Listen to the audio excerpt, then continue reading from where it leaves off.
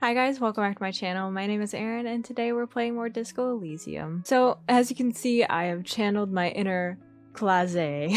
Not really, honestly. This isn't even how she dresses. I just wanted to go like dark mode Erin. So edgy. Wow. Great. Okay, let's move on. So in the last episode, of course, I recorded again late at night when I should not be recording, but that's fine because it was actually a very important episode. We finally managed to get through to Titus and convince him of our authority as RCM officers. Eventually, he told us the name of the woman who was potentially by the dead man, and it was Klaasje, the woman that we met in episode 1. All the way at the beginning, we talked to her. She was the first person we talked to, and I mentioned a few episodes ago that I felt like she would come into play later on, and I even suggested that maybe she was the 8th Hardy Boy, which I'm still not sure if that's the case now, but it definitely seems more likely. So we went up there to ask her more questions. We went into her room. Turns out she's a huge lover of the speed. I forgot what the medical name of it was. It's a drug. I decided not to take it because I don't know if we really need it. Maybe I should have taken it. I don't know. I was just afraid of if I took it, Kim would be like, hey, what are you doing with that there, Harry? So we went up to her room. Turns out she had a perfect view of the dead body from her room, so it probably wasn't the best few days for her while it was just hanging there. So eventually she admitted that she wasn't actually assaulted by the dead man. She was in this sort of, I don't want to say one night stand because it was clear that feelings were definitely involved. I think she really fell for him a bit. He was this soldier from where she was from. It seemed like from her, she talked about his tattoos and how it was sort of a map of everywhere that he's been. So now we know what the tattoo meant. Overall, it just seemed like he wasn't a good guy, but to her, she really liked him. So that just leaves the question, why did Titus try to frame him for doing this to her? Was he trying to provide a reason as to why, you know, they wanted him killed and cover up the real reason? That's what it seems to me, because this whole thing just isn't making any sense. First of all, they tried to make it look like a lynching. Who's the 8th Hardy Boy? Why did they shoot him and then hang him up on a tree to make it look like a lynching? Who ordered them to do this? Like, who's the one behind it all? Because I don't think it's Everett. Even though he wanted him dead, I don't think he ordered them to do it. The other thing is, why did someone use a really old rifle to shoot him? Because we found out that the bullet that was shot was this really old rifle that no one really uses anymore. So it's just, we are finding all these puzzle pieces and they're still trying to fit together, and we're just not there yet. We went back downstairs and told Titus, hey, she told us that she wasn't actually assaulted. You're a big fat liar. And he got really pissed and gave us a tape that had the dead man's voice on it saying that he was going to assault her. So now I don't know what to believe, man. And then to top it all off, the different parts of my brain, like drama and rhetoric and empathy, all those guys are being manipulated by her, apparently, according to Volition. She's obviously kind of manipulative, and I don't know whose side she's on necessarily. I think she's more like chaotic neutral, where she is against Titus because I don't think this is part of their plan, but I also don't think she's saying the full truth to me. But she did give us a lot of information about him, including his age. He was actually 42, even though Kim estimated he was around 50. But I mean, when you're dead and you're decomposing, I think it's kind of hard to tell exactly what age. His race was also Occidental, not Mondol. Whatever that was. But anyway, I think I covered everything in this episode. I think I'm going to bide my time until the next day where I can get my gun back. I think that's going to be a huge thing that happens. I don't know what else there is to do. I'm sure we'll explore more of the main story if we can. Just progress things. I really want to open that freaking ice cream maker thing and get that radio computer filament for Soona and give it to her and then start a rave, but I don't think I can yet and I'm upset. So I don't know. We'll see what happens. I'm so excited to get back into it. Let's not waste more time and let's get back in this game and see what happens next. Okay, we're back. Hi. Is there anything I could do up here? Anything else I could do? You know what I should do is actually sell the postcards so I have a little bit of money. I don't have any money. I really want to do the nightclub thing, but I don't think I can. Let's see. Oh yeah, I forgot to mention that this guy's back. Hi, Gendarme. Hi again, Gendarme. Bye. Bye-bye, Gendarme. Goodbye. What is Gendarme bean? My future lover? This dude is obviously hitting on me every time I talk to him. Alright, what's up, Titus? You're a big fat liar?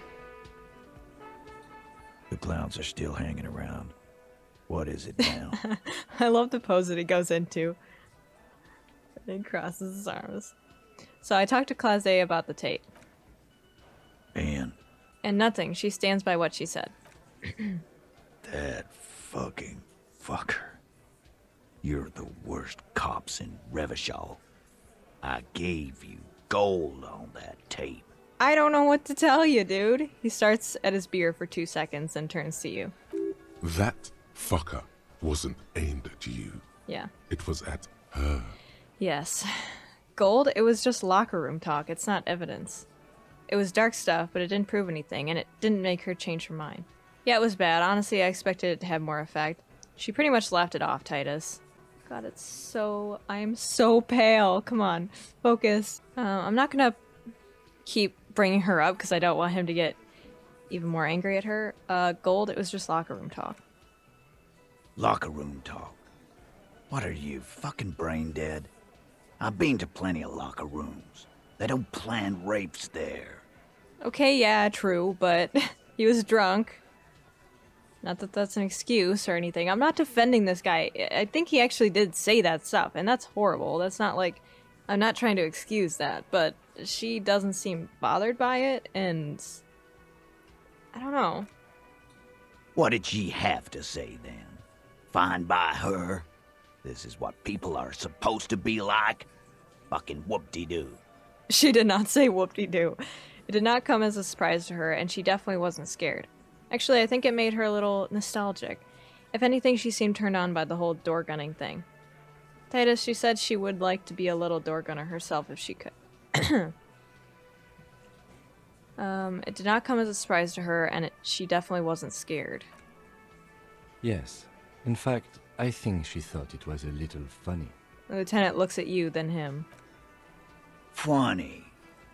Oh, good goddamn psycho whore. Bro, do you think you're intimidating? Because, my god. He sounds like a middle schooler that found out that he was, like, cheated on. You kissed her at the playground? How dare you? His lips barely moving. Seems like they wanted to give Klaasje a second chance to play along. She still didn't. All right. All fucking righty then. I guess it's good then. That fucking... He slams his giant fist on the doorframe. Please try to control yourself in the presence of visitors, Titus. Her voice is a bit softer than earlier. Yeah, I don't want to have to clean up your mess, Titus. This is just perfect. Just fucking perfect. Any thoughts on this, lawmen? Yeah, your plan is falling apart, dude. Titus rubs his chin with his palm as if trying to grind it smooth. You don't have to say everything out loud. Just mix and match. I think you had a lie planned, but she didn't play along. Maybe she isn't who you thought she was. Maybe she's in denial, you know, like a defense mechanism. Be straight with me, Titus. What really happened? Say everything out loud, just mix and match. Maybe she isn't who you thought she was. Nah, I know her. She's just a girl. In over her head. He looks upstairs, distracted. It's clear he had, like, strong feelings for her, and this whole thing feels, like, so betrayed. That she wouldn't lie about it. Titus, she has my whole skill set compromised. She's some kind of pro. She's not some helpless girl. She handled a mercenary well enough. She's a hardcore party girl with a bigger death wish than mine. Huh, I guess you do know her then. She's not some helpless girl. Handled him? She got into some stupid shit with that guy. Shit we had to take care of. Yes, yes, we heard all about it, and the fact still stands. You were more disturbed by the tape than her. Exactly. Be straight with me, Titus. What really happened? I already told you. We fucking hanged him. Dude, this again? Come on. He puts his giant face in his hands and sighs. There's less gusto in his voice now. His men, too, are growing increasingly silent. Come on, Titus. We know you didn't hang him. He was shot. I know you're tired. So am I. Why don't you just... He taps on his notebook.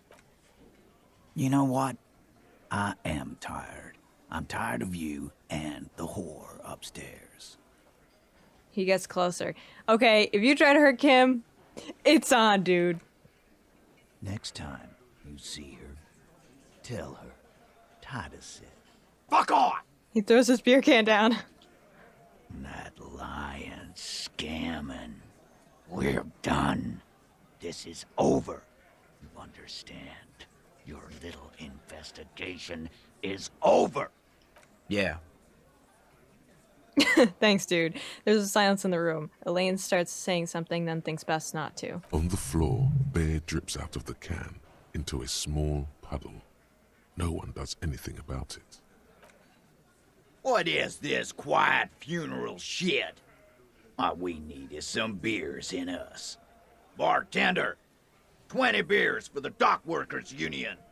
He looks around. Why do we make it 40, huh? Why do we make it 100 beers? You're not loud enough. You tell him, Gart. The man shouts from behind the counter. He's not a bartender, he's a cafeteria manager. 100 beers? Now we're talking.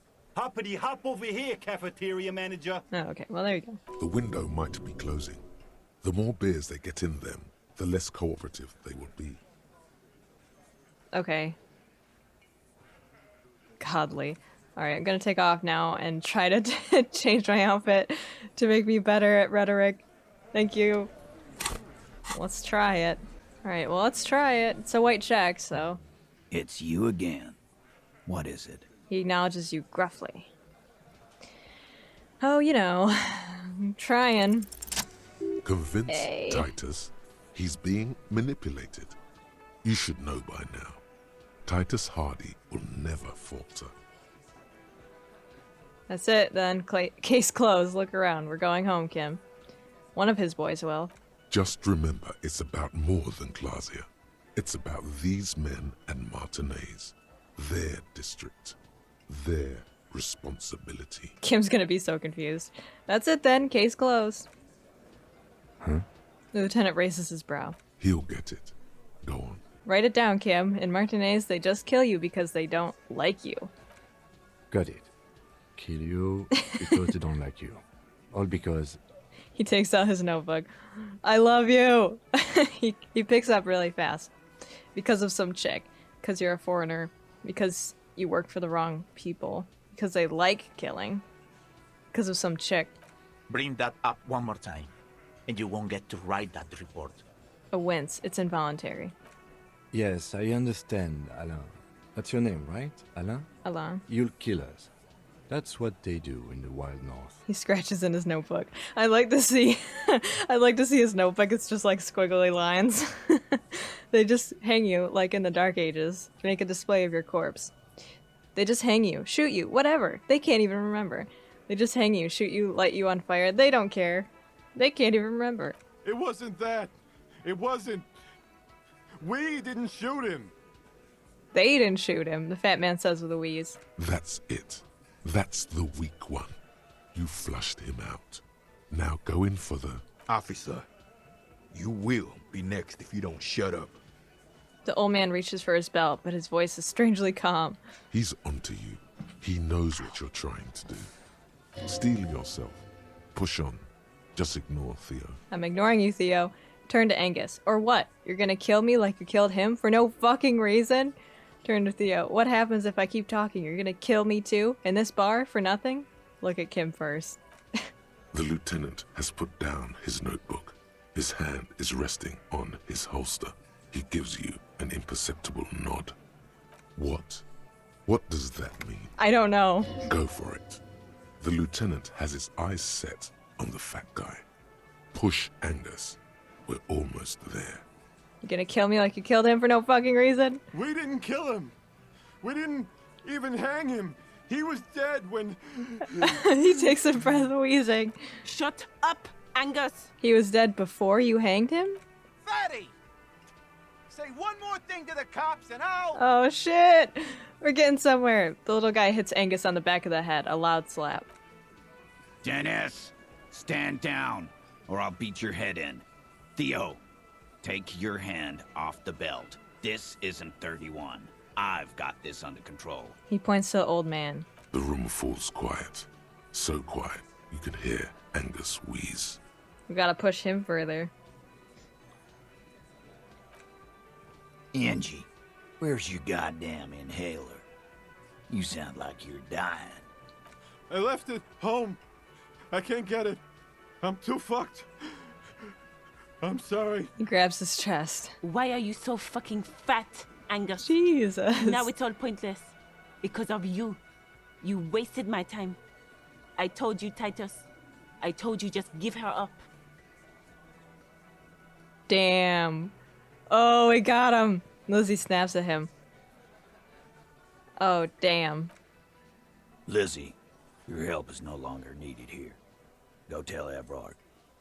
Shit. So who killed them? They just... Damn. Fine. I'll tell him.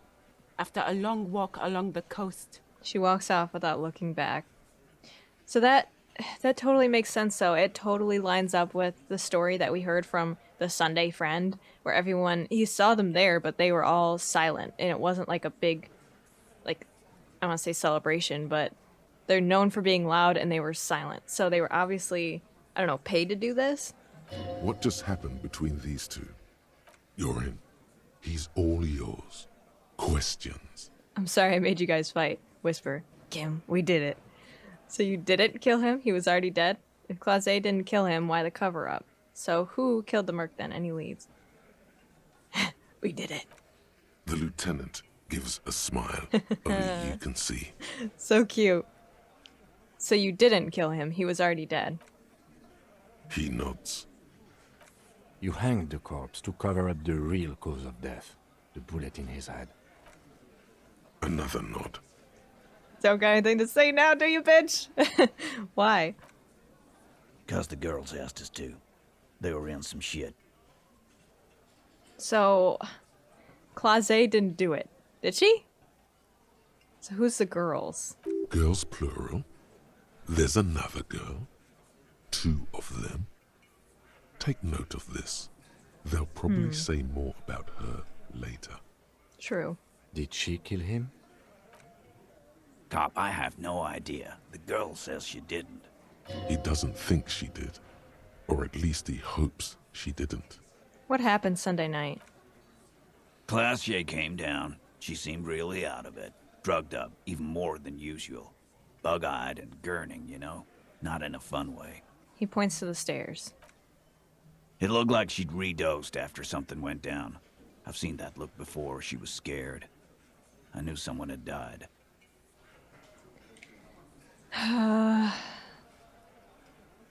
Maybe he actually did come to her room to assault her and she killed him in self-defense. I don't know. I don't think she killed him because where would she have gotten a gun like that, you know? How do you know? I've done this job for 10 years. I've seen it before. It's the politician in the motel room with the dead hooker scenario. Only in reverse. You know, I was just thinking, I kind of feel bad for the big guy, Angie. People think that fat phobia is only bad if you do it to women. It's not the case, man. Like, guys can still be fat shamed and it's still kind of shitty. So, I just wanted to throw that out there. I don't know. Good analogy, boss. The rat-faced man snickers. Shut up, Shanky. No one likes you. Dude, I'm so hyped. We got them to confess. For real. You don't get to talk yet, Shanky. You're still on the bench. And you keep taking it easy too, Angus. He points at him. He doesn't seem as angry as I thought. He seems like he actually does care about his men, like to some degree, you know? He turns back to you. That's okay with the fat man, still wheezing there. He couldn't speak if he wanted to. What happened then? We went upstairs. Sure as day the merc was dead. There was a bullet hole through the window. Oh. Fucking dirty sheets and bottles everywhere. He scratches his chin. So that's why the window was replaced. He means they'd been fucking? Well, yeah. Tibbs patched the window. And the corpse. We hanged.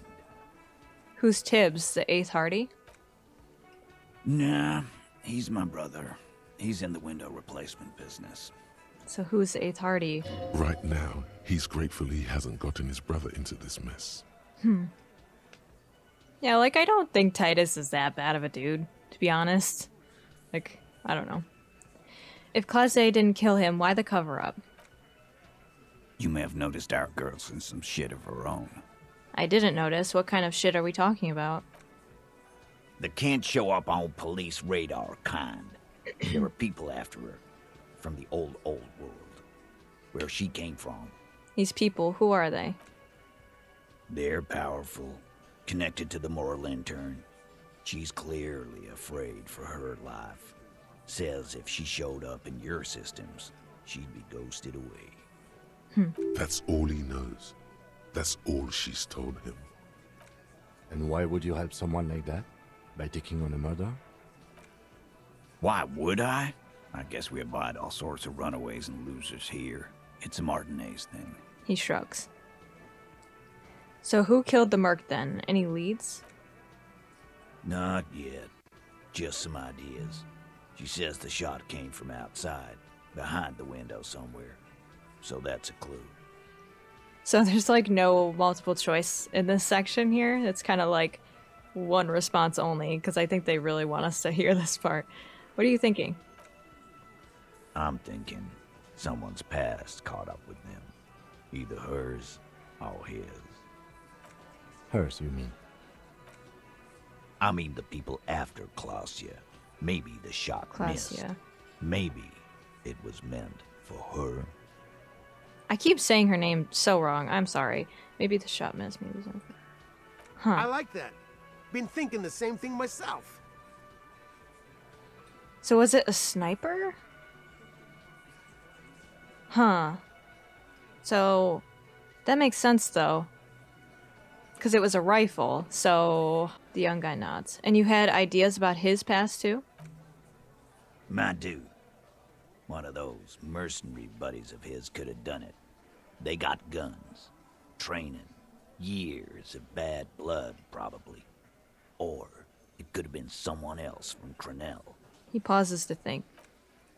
Tell you what I'd do. Check out the coast for vantage points. Maybe consult with a ballistics buddy of mine. That's what I'd do. If I wasn't too busy doing this clown dance with you. He's calm now, threw all that turmoil away, and became himself again. Whose idea was it to hang him anyway? Hers? In a manner of speaking. Damn. Remember the two girls? He may be talking about the other one. Elizabeth? Earlier you said the girls asked for your help. Was this the other girl? That's right. It was her idea to hang him. I liked it for political reasons. It sent a good message. It's her, isn't it? The missing 8th Hardy. That's the other girl. So it is Klaasje. Klaasje? Yep, that's her. The big guy turns to Glenn, who's about to say something. The blonde shuts his mouth before a word escapes. I'll say it again. All the Hardy boys are right here, cop. That woman is just affiliated with the Hardy boys. You don't know her, anyway. Titus turns to you. You know, it's okay for there to be a Hardy girl, Titus. Understood. Can you tell me anything about her? Name, current location? You're going to stonewall me if I ask her more about her, aren't you? You tell me anything more about her? Probably not. Nope. You're not getting to her. It's Klaasje you want to talk to. I'm sorry I made you guys fight. Me too. Oh. Sorry. Thank you for this, Titus. I'll go talk to her for the last time. You do that. Hey, cop. Before you go... He grabs his beer and swirls it in his hand, then thinks of something. She... Klaasje came to Martinez to hide. Many of us did. This is where you wash up when there's nowhere left to go. The Union takes you in. Now, she... refused that protection. But But you would still prefer if we didn't take her away? that's right. If we didn't take care of the people who end up here, this place would just be a couple of ruins and some cargo containers.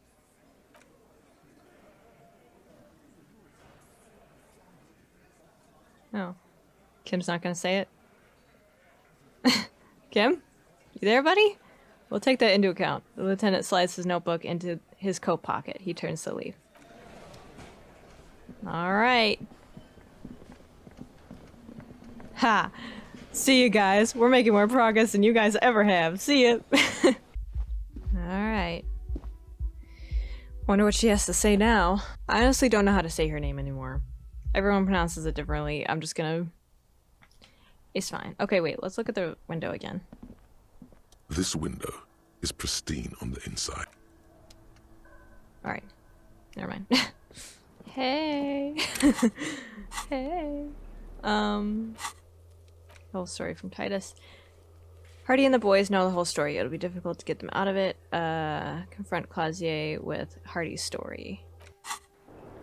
Hey, girl. It's always good to see you. She cracks a weary smile, leaning back against the railing. Something in her demeanor has changed. She's tired, consigned to her fate, to being here with you and what's to come. As much as I feel bad, she's gonna have to be charged with something, right? Like, what's it called? Preventing the cause of justice? What's it? I forgot what the term is. The Hardy boys told us what really happened. I understand. She puts her coffee mug on the table. You don't look surprised. You were expecting this. You sent us on a runaround. You lied to us, miss. Chill. I'm the cool cop, remember? You don't look surprised. You were expecting this. I knew there was a chance you'd get them to tell you. It's what you do. You're the police. I feel like she kind of thought everything was funny, like the tape and everything, because it just kind of proved how far they were willing to go to protect her. Protect her, her story. For what it's worth, I'm sorry for wasting your time. She winces. This is good. Clear the air first, between you two, then move on to questions. No, it's not good. It's the opposite of that. This will let her dictate the terms of your... Shush, I can't hear what she's saying. Let the miss speak. She's tall and thin and tired. A twig trying so hard not to break. If you knew we would find out eventually, why did you waste our time? Because of the Hardys. I couldn't just dispense with them. They were only trying to help me. Out of the shit I'd gotten into. She looks at her feet. Girl. Is she implying the Hardy boys are the law? The Hardy boys are not the law. We are. That's not a good enough reason. Cool, I'm satisfied with this explanation. Hardy boys are not the law. I know that. But the people around here, they don't see it that way. And if I am to stay here, I need to get along with them. That's not a good enough reason. You're right. There's more. More? You answer to the coalition government, and by extension, the moral intern. What kind of shit did she get into? She reaches for a new cigarette.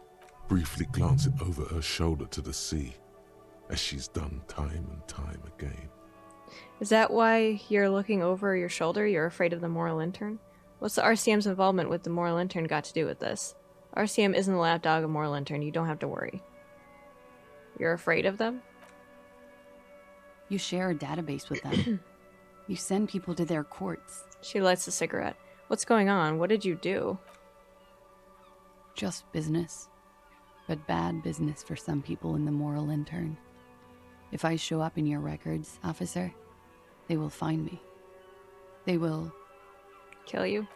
What happens if they do? They will kill me, sir. If you file my name, take me in for questioning, enter me into the moral intern mill, What do I do? Well, then I'm fucked. For nothing. This murder didn't have anything to do with me. There's a wince and a pained little smile. Here we go. For once, you seem to have her off guard. What did you do to have these people after you? What happened here the night he died? Why did you call the cops if you're hiding? Yeah, that's a good point. It's obvious she didn't kill him. Someone else did. So I don't feel that bad about maybe not taking her in, because I don't want to. What did you have to do? What did you do to have these people after you? It's not nice, but it's not illegal. Not here in Ravishol, or even in Orania. What exactly did you do? Industrial espionage. I joined a business collective with the intention of betraying them. I did my job well enough to be asked to do it again. With a bigger company. The kind you really, really don't fuck with. I took their ledgers, 2 decades worth of accounting. Shit. I need the names of the companies involved and who hired you. He taps on his notebook. Uh-oh. The job was Lou's doing County Savings Bank. They sound small, but they're part of the Lou Scott conglomerate. That was the second job. The first was some printer company. You wouldn't know them. We still need the name. But she really destroyed them. She still feels it. Yikes. As to who hired me for the job, I don't know. But they're after me too. Along with Lou Scott and their friends in the MI. Once you're done in the competitive intelligence circuit, you don't have allies. You're radioactive. I'm sure there are people who have done much worse than that. Serves them right. When I am king, the savings bank will be first against the wall. You're right, this is bad. You've destroyed what people have built. That's a lot of shit you've gotten yourself into. It is. Many people lost their jobs. Not just C-suite. Ordinary people. What I did to get to accounting... She shakes her head at the thought. A lot of people got hurt. But that's just more of my shit you shouldn't have to deal with. You're solving a murder. That can wait. Look into her eyes. There's more. What did you do? One of them killed themselves because of me. Jeez. That's bad. How do you live with yourself? That's... Shake your head. Not easy to deal with. It's not easy to deal with. How do you deal with anything? It's all just... How do you do it? She looks at you with pleading eyes. I'm not a cop. What I do is right. By not remembering a single goddamn thing. I don't either. There you have it. The way of the warrior. She already almost devoured the cigarette she just lit and looks at it sadly. What did you have to do with these people after you? Oh, okay. What happened here the night he died? We were there. Together. In bed, I mean. She points to the window. The silhouette of the bed is visible. Tell me exactly what happened. Okay. He was in a kneeling position. I just read that. He had just entered me. I was on my back, looking at him. I heard the window behind me shatter, and I turned to look. There was a hole in the glass. Damn. I turned back to him. His eyes were looking through me, and his mouth was open. Dumb. I could see. I could... A great pain moves through her. A dark and indefinite wave. She continues in spite of it. What a way to go. I knew he was dead. Before he fell down on top of me. You were right. He did enjoy the moment of his death. That explains it. Better not to mention it. So the feeling was right earlier. He wasn't. No. Better not to mention it. Then what happened? He was heavy. I pushed him off and he fell to the floor. There. He only had his boots on. I bit the pillow, not to scream, then ran downstairs. She points to the window. She just stands there, her arms at her sides. I waited for the second shot to come. For me. I thought there would be one. It never came. She's forgotten about her cigarette. The butt has burned right down to her fingernails. Your cigarette, miss. I'm sorry this happened to you. Are you sure you're not making this up? Shake your head. That's a motherfucker. Just nod. We're going to need more details. I'm sorry this happened to you. So am I. She looks down. Her cigarette has singed her fingers. She throws it away and immediately proceeds to light another one. What time was this? When did it happen? It would help us if you could be as precise as possible. 11:30 to 12:15. I don't know the exact time. Around midnight. It's okay. Were you inebriated? He makes a note. Not as much as usual. He'd done a line, plus other things. I was drinking. Wait. Titus said she was gurning her jaw off, much more than usual. Titus said you looked pretty high. Oh, yeah. I did one of his lines, just to clear my head. She tilts her head. Good thinking. Clear your head. You should clear your head. Get into his mindset. Shut up. Did you hear or see the shooter in the course of this? No. What did you do then? Nothing. I was trapped. I was stuck in my room downstairs. I got some clothes on and crawled back up, drew the blinds. Blood was coming from his mouth. Not a lot, just a little. He was still on the floor, slouched. I couldn't be there with him anymore, so I ran down and out of my room, into the hallway, down the stairs. I knew there would be people there. Run, woman. Run past them and out into the streets where it's dark and people move. To the lorries at the intersection, as far as you can. Oh, geez. Why didn't you run away from here? As a matter of fact, why are you here now? I already ran. I ran from an entire Isola. I can't run any further. Not with these people. This is as far as it gets. What happened after you ran downstairs? What happened? Did you hear a gunshot? Oh, when it happened, did you hear a gunshot? When he was shot? I may have. I don't know. I couldn't hear anything over the glass exploding. The gunshot wasn't that loud. This is something to keep in mind when assessing the distance of the shot. It must have been really far away. What happened after you ran downstairs? Sylvie was tending the bar. A lot of people were there. The Hardys were at the table in front of the stage. I think the Union box was full. Ruby was there too. They were having such a good time. Ruby. I sat down and they all welcomed me. I didn't even have to say anything. Ruby knew something was wrong. Ruby? Before we continue, who is Ruby? Ruby. You know, the leader. Of the Hardy Boys? The leader? Of what? The Hardy Boys. I thought Hardy was the leader of the Hardy Boys. Well, nominally, yes. Ruby's the one they go to when things happen, like things they need taken care of. She's the organizer. This Ruby, in her phrasing, is entrusted with great power. She trusts her. So do the others. Okay, let's go on. What then? Well, Ruby said let's talk upstairs. I showed her the room.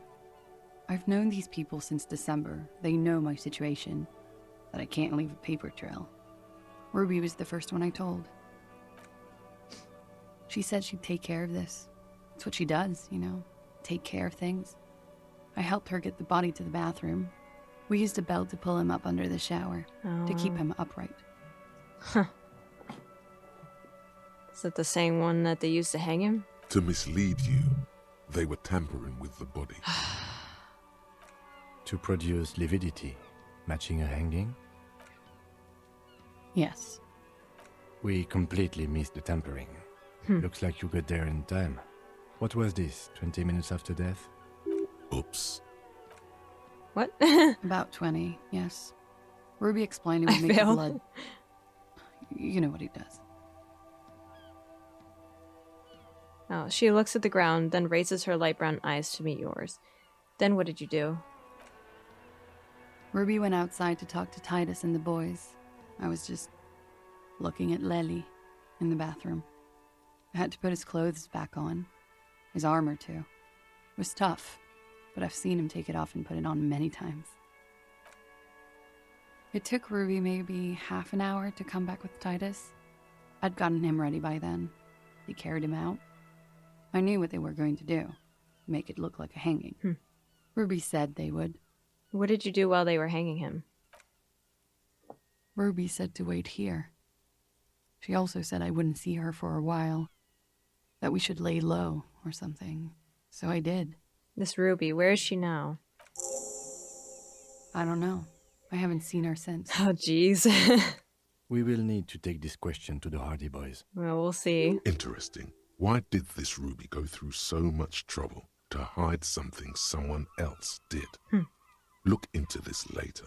Maybe she really cares about Klaasje. What are you doing? Coming up with a theory. She said Ruby knew something was wrong before she said anything. How come? It was loud downstairs. She couldn't have heard the shot. Probably from her appearance. It is ominous. You already coming up with theories that put the blame on someone other than Klaasje. I don't really want to ask her if she killed him, because I don't think that she did.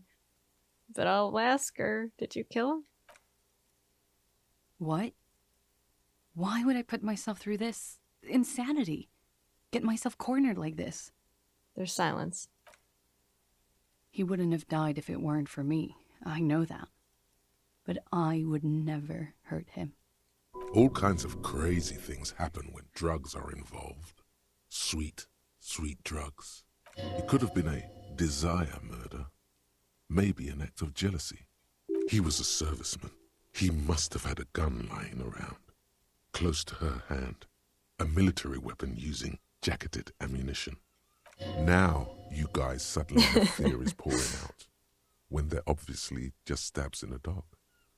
I don't think that she did. I don't really want to push her on this. Downstairs people have this crazy idea that you killed him. It's okay if you did it in self-defense. Desires drive people loco. Drugs were an integral part of your relationships. Perhaps they contributed to its end.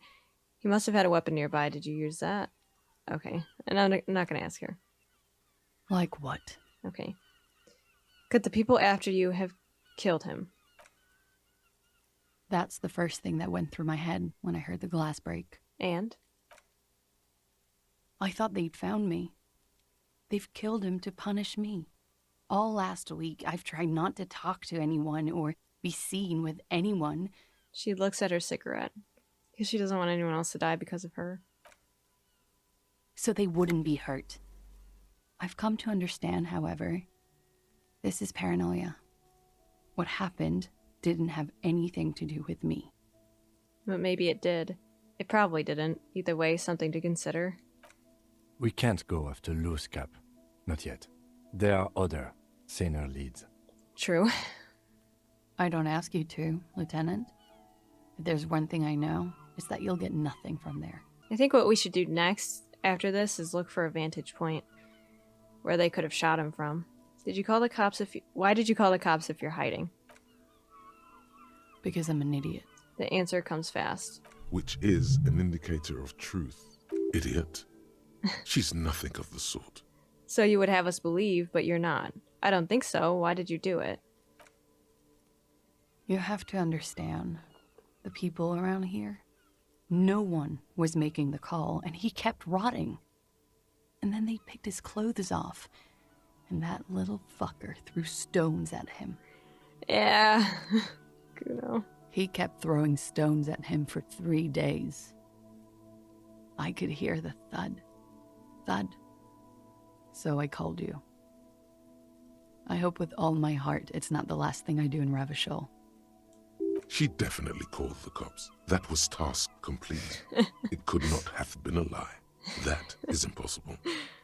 Oh God, that was a lie too. Wait, what? Who made the call? No, come on. I don't think that she's lying about She that. did, of Of course. Come on. Don't be paranoid, man. It's unbecoming of a police officer. And it makes you sweat. My god. When was the window changed? Point to it. Last week. Angus and Titus's brother, I think he's called Tibbs, took care of it. She takes a drag. You should have another look at that window after this. Reconstruct the scene. It's right there. In her bedroom? Inside? Yes, you see the glass sparkling out of the corner of your eye. I think we're done here for now. She nods, silently. She doesn't even smoke. Just picks up the cold coffee and holds it in her hands. Lieutenant glances at you, then the door. He's thinking, are we done here? Or should we arrest her? She's a flight risk and she lied to you. She should be taken into custody. No, that won't be necessary. Just leave her alone. She's been through enough.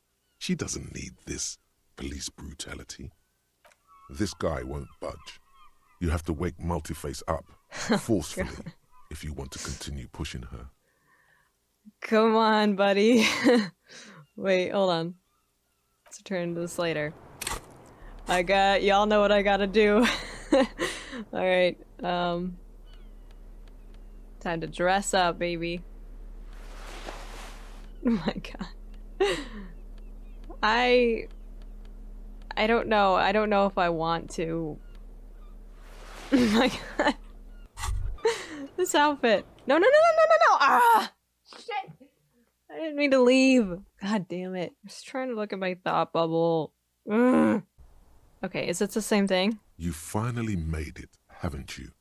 People point fingers at you and whisper to each other when you pass by, wondering to themselves, where did that man get such a cool jacket? Did he receive it upon graduating the École Normale Supérieure de Badasserie? Is he dangerous? Damn right I'm dangerous. Yeah, danger to myself. What am I doing? This is insane. Oh no, believe me, it will be everyone else who's uncomfortable with it. You're safe. No one dares say a word, unless they're, like, from your station and coming to judge you. But what are the chances of that happening? Oh no. Alright, let's go back outside. Okay, we're back. Let's try to wake this drama up. Who? What? Dear God, you've been lied to.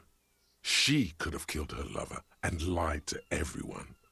She's not candid at all. She's smoke and mirrors and willow wisps.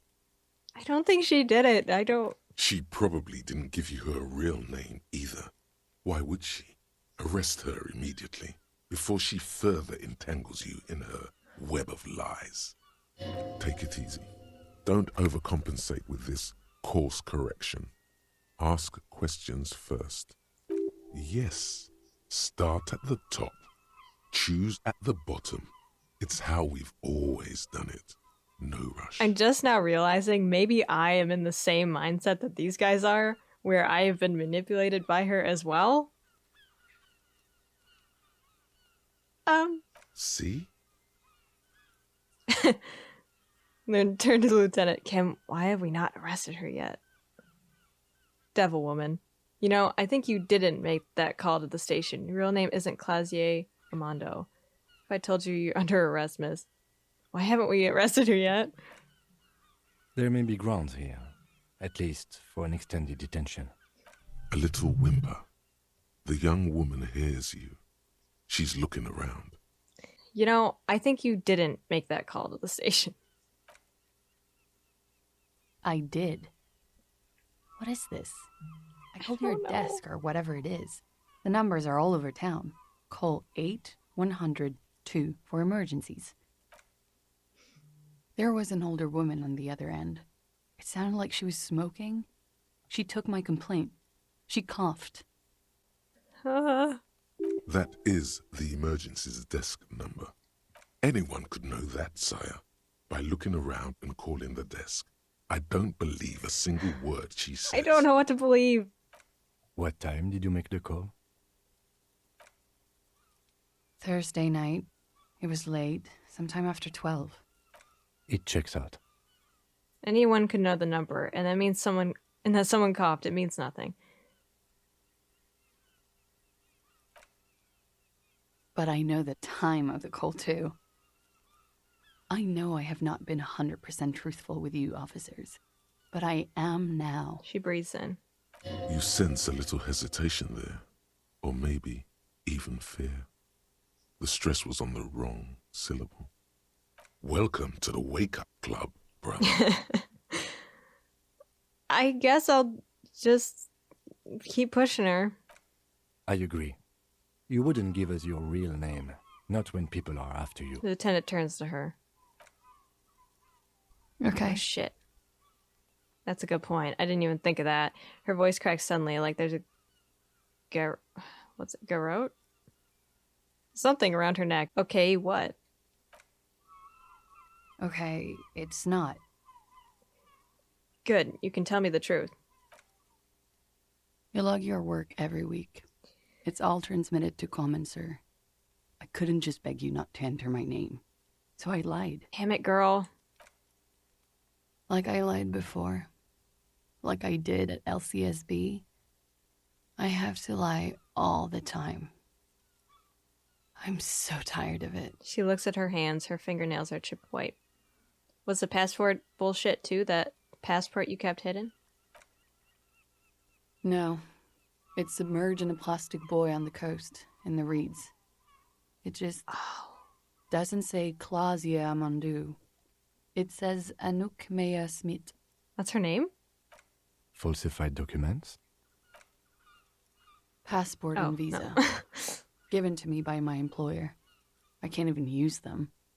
My employer probably leaked the name, Mea Smit, to hurt me. I'm so confused. Why would they do that?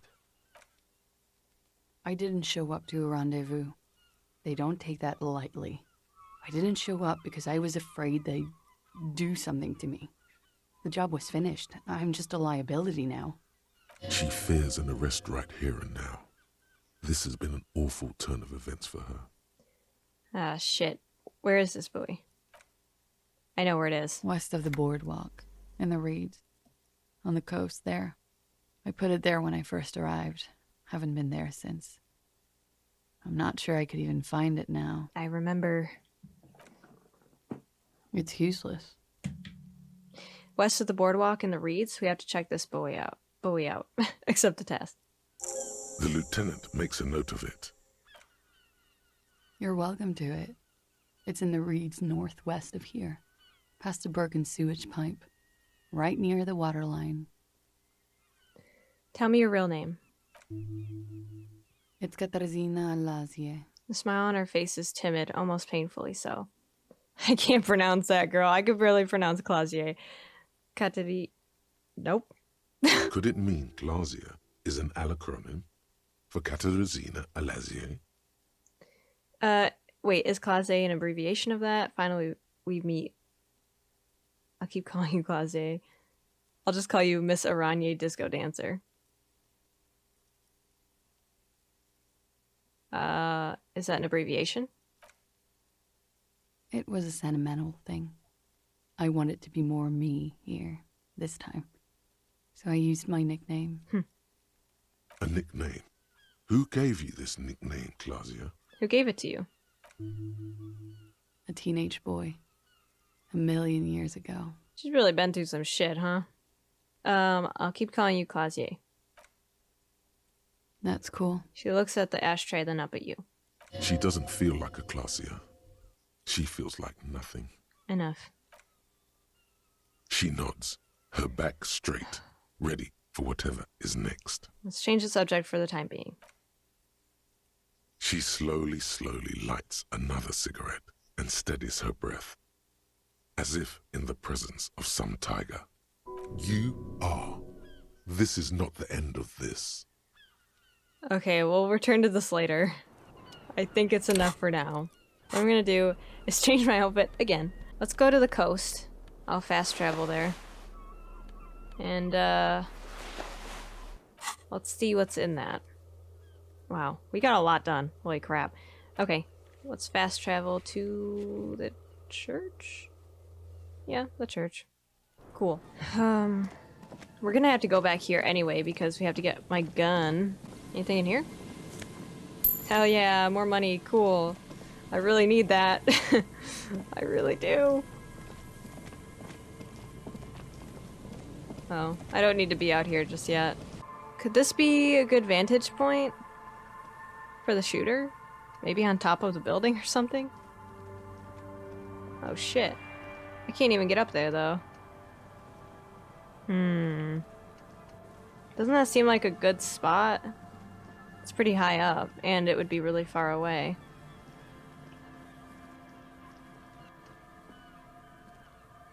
You see. Okay. A slogan you... Okay. Well, there's nothing I can really do for now, but I do see the stairs up there, so it's gotta mean something. Oh god, I'm stuck. Wait, I can reset the phasma trap. Should I do that? The trap is filled with dead and dying locusts. Most of them aren't moving anymore. You still can't see a phasmid anywhere. Poor things. Aww. Alright. Bowie's not over here. I remember seeing it when we spoke to Gary for the first time. Yeah, over here. Missing. Could this be the buoy Klaasje told you about? I believe so. A metal and plastic contraption bobs up and down amidst the trembling reeds. At first, it just looks like trash. But if you look closer...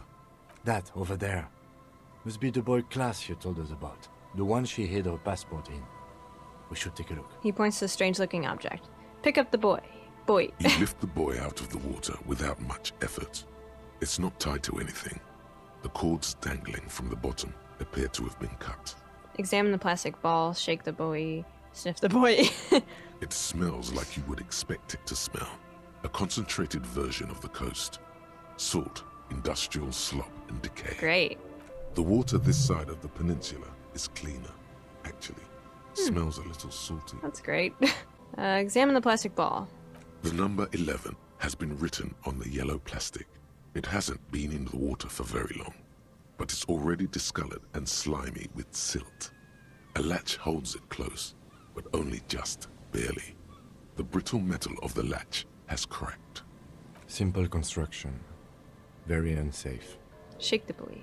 There's something in there, splashing around. Yes. Open it. A shot glass's worth of seawater pours out. Some algae, and nothing else. Well, damn. Great. We're lucky it's still here. A little longer and it would have floated away. No documents. Who do you think took them? I have no idea. The lieutenant taps his foot, frowning. This is a minor quirk. We know what was in the buoy anyway. Or think we do. This is a small loose end, either way. Not important, I hope. He purses his lips. It must have been Klaasje's enemies, which means she's in danger. Maybe Klaasje took them herself. Could this be related to the cryptozoologists and their little expedition? Maybe she took them herself? That may very well be the case. We should keep an eye on her. Nothing more for us to do here. Let's go. He sighs. You could ask the miss what she thinks. Later, if you have the time. Though you doubt she'll tell you much at this point. We're lucky it's still here. A little longer and it would have floated away. We still got here too late. There's nothing of use here anymore. The lieutenant flashes a mirthless half smile. Alright, let it be. Damn. Shit. No. Well, now what? Should I keep going with the main story, or... Since we're here, I know I shouldn't. It's just fast travel. God damn it. Why do they even give me the fast travel option if I can't ever use it? Alright, I'm fine. Let's go over here. Oh, let's ask Soona for help and see if she knows how to frickin' get the ice cream maker open. Because, damn it, I want to have a nightclub, and I just feel like I'm not making any progress with that, and I know the case is more important, but listen. We need a place to unwind after we're done with this case, so with no drugs. But anyway, let's go talk to Soona. It's been a hot second since we've done the side quest thing, so we've done a lot of talking to Klaasje and Titus. I need something more, you know? Hey girl, I couldn't open it, help. Yes, what is it? She doesn't look up from the keyboard. About that offsite copy you asked me to bring. Yes? Is this the film you're looking for? No. I found the ice cream maker, but couldn't get it open. It's completely frozen. This is getting ridiculous. Can't you just defrost it? Or, I don't know. I don't know about the ice cream maker. Just figure something out. I'm trying! There's a solution, but she doesn't want to hand it over to you yet. It's a thing. Something she holds dear. Why can't you go and get to film it yourself? The bookstore lady hates me. Says I'm part of the curse. Whatever that means. Wait, are you part of the curse? Of course not. Anyway, I don't have my keys anymore and she won't let me in. Why does she think you're part of the curse? Because she's from Martinez, and people from Martinez have never ever seen a radio computer. She thinks it emits elemental evil. That's a bit biased, don't you think? Yeah, people in Martinez don't really like to get with the times.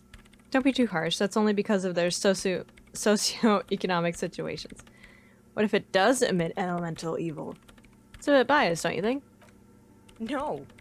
She literally started praying for the higher powers when she first saw my Rain Civic. I'm not making this up. Okay, that's a little much. She stares at you with droopy eyes. The lieutenant coughs like he's amused. Once I came in one morning, only to find that my terminal was full of those strange trinkets and amulets. Wards. It looked like some Semenine magic. Alright, I'll go look for it. Thanks. What are you doing in an abandoned church? You really like those questions, don't you? There's a hint of amusement in her tired eyes. They're bloodshot. She really hasn't been getting much sleep lately, has she? I'm a police officer. It's my job to ask questions. You're occupying a public space. I need to know what you're doing here. I'd really like to know more about your research. Well, since you're asking then, I'm looking for the location of a 2mm hole in the world. Wait, what? She's looking for a disruption in the radio waves. That's what her personal log said. Huh. The lieutenant raises his brows, but doesn't say anything. Is that part of the whole, like, anomaly with the part in the church? I wasn't expecting this. Is the hole connected to the data loss in your journal? Yes, that's what led me here. But I suspect it might be something a bit more complicated than that. A hole in the world? What does that mean exactly? Exactly. What does it mean? Up to now, it has been impossible to say what it is because it's impossible to measure nothing. There's something frantic about her as she locks her gaze with you, her eyes shining like pearls. What do you think it is? What qualities does nothing have? How do you measure something that does not exist? She's suddenly absorbed in the conversation, waiting for your answer. That's a little above your pay grade at the moment. Hold on a moment. Does this mean we're now living in a world that has holes in it? I can't even understand we're talking about something that doesn't exist, let alone measure it. I don't know, I'm not here for some science. I just want to solve a murder so I can go home. Hold on, does that mean we're living in a world that has holes in it? I don't know. Are we? That's what I'm trying to figure out here. But how do I figure it out? I can't even understand how we're talking about something that doesn't exist. You measure it by its surroundings. By that which does exist. Which is what I've been trying to do. I've tried using hydro transducers to record the silence. To find out where it begins. But honestly, it's not progressing very well. She grows silent, staring at her circle of basins, and it looks like some ancient ritual. Do you have any idea where this hole might be located? Somewhere underneath those roof beams, I assume. She looks up, eyes trying to pierce the pitch-black heights above, but without much success. Only a faint crisscross of rafters can be made out from the dark, most of the tower disappearing into the shade. Strange things may flourish in the dark. Why there? There's this place at the back of the church. A place where all audible vibrations seem to decease. I've named it the Swallow. And the higher you go, the less you record. The Pillar of Silence? Are you sure it's not just an architectural quirk? Maybe, but it's oddly close to the physical coordinates of the data loss that led me to this place. My camera's about to die. Alright, we're back. I swapped my battery. So this is where the Crabman lives. I know. You don't think Crabman might be somehow responsible here? No, I don't. She okay. sounds mildly annoyed by this line of questioning. Her hands typing hundreds of commands into the machine. You said that the research isn't going well. Why not? Because it's just trial and error, trying to locate the Swallow, the exact point in space. If you could bring me the offside copy, then it would help. A lot. I would love to, girl, but, you know, I could really use whatever you're hiding from me. That's all I wanted to know about the scary 2mm hole in the world, for now. Great. Thanks. Her hands are whirl. What? Her hands are whirl on the keyboard. I can't fucking speak. Okay. Is there... Did it update? Can I try it now? I still can't try it! Girl! Oh my god. Do I have to wait for it to thaw out? Alright, bye, I guess. There's nothing I can do. I can't upgrade my physical instrument anymore. So here's the thing. She says if you ever have problems, you can ask Soona for help. And I did. I asked her for help and, did not help. So... I don't know. Should I just try it again? I know I should Inside, really... You see a set of steering levers, a radio microphone, a pull... This is Precinct 57. Yes. Oh. It took some convincing, but I got the mercenary's name and a few biographical details. Are you ready? Okay. I just I just clicked on this because I was thinking she wouldn't have anything, but here we are. Yes. The lieutenant leans in to listen, notebook in hand. Shoot. I was born ready, baby. Shoot. That suit of armor was issued to an Oranese citizen named Ellis Kortenaer. That's E-L-L-I-S K-O-R-T-E-N-A-I-R. Exact date of birth, unknown. He was signed into the Lelystad County Neonatal Care Unit on 28th of February, 09. Ellis. Neonat... What? How did she say that? Neonatal care unit? Yep, that's He was it. found as a newborn in a leaf compactor near an abandoned farm. He spent 4 months in the neonatal unit, survived apparently, and was assigned to a foster family at 2. Aww. This is what the ICP knows about him. He was raised by foster parents, entered the Eastbrand Military Academy in Vredefort at 17, then served in the Oranese forces till he was honorably discharged in 41, just a year before the Seminese conflict. Then the armor followed him to Seminine, or at least I assume it did. And that's it. There are no records of his employment in Crenel, or any of its other incarnations, or him even entering Revachol. Damn it. Wait, he was found in a leaf compactor? It's a garden tool used to press leaves into these cubes.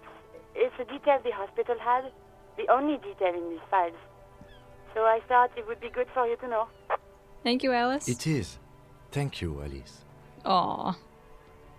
Any information on his foster parents? None, officer. Sorry. So all we have to connect him to Kreno is the armor. Even that is a small miracle. These organizations usually double-check their inventory. Thank you, Alice. Great work. He leans closer and shouts. No problem, Lieutenant. Aw, they're so cute.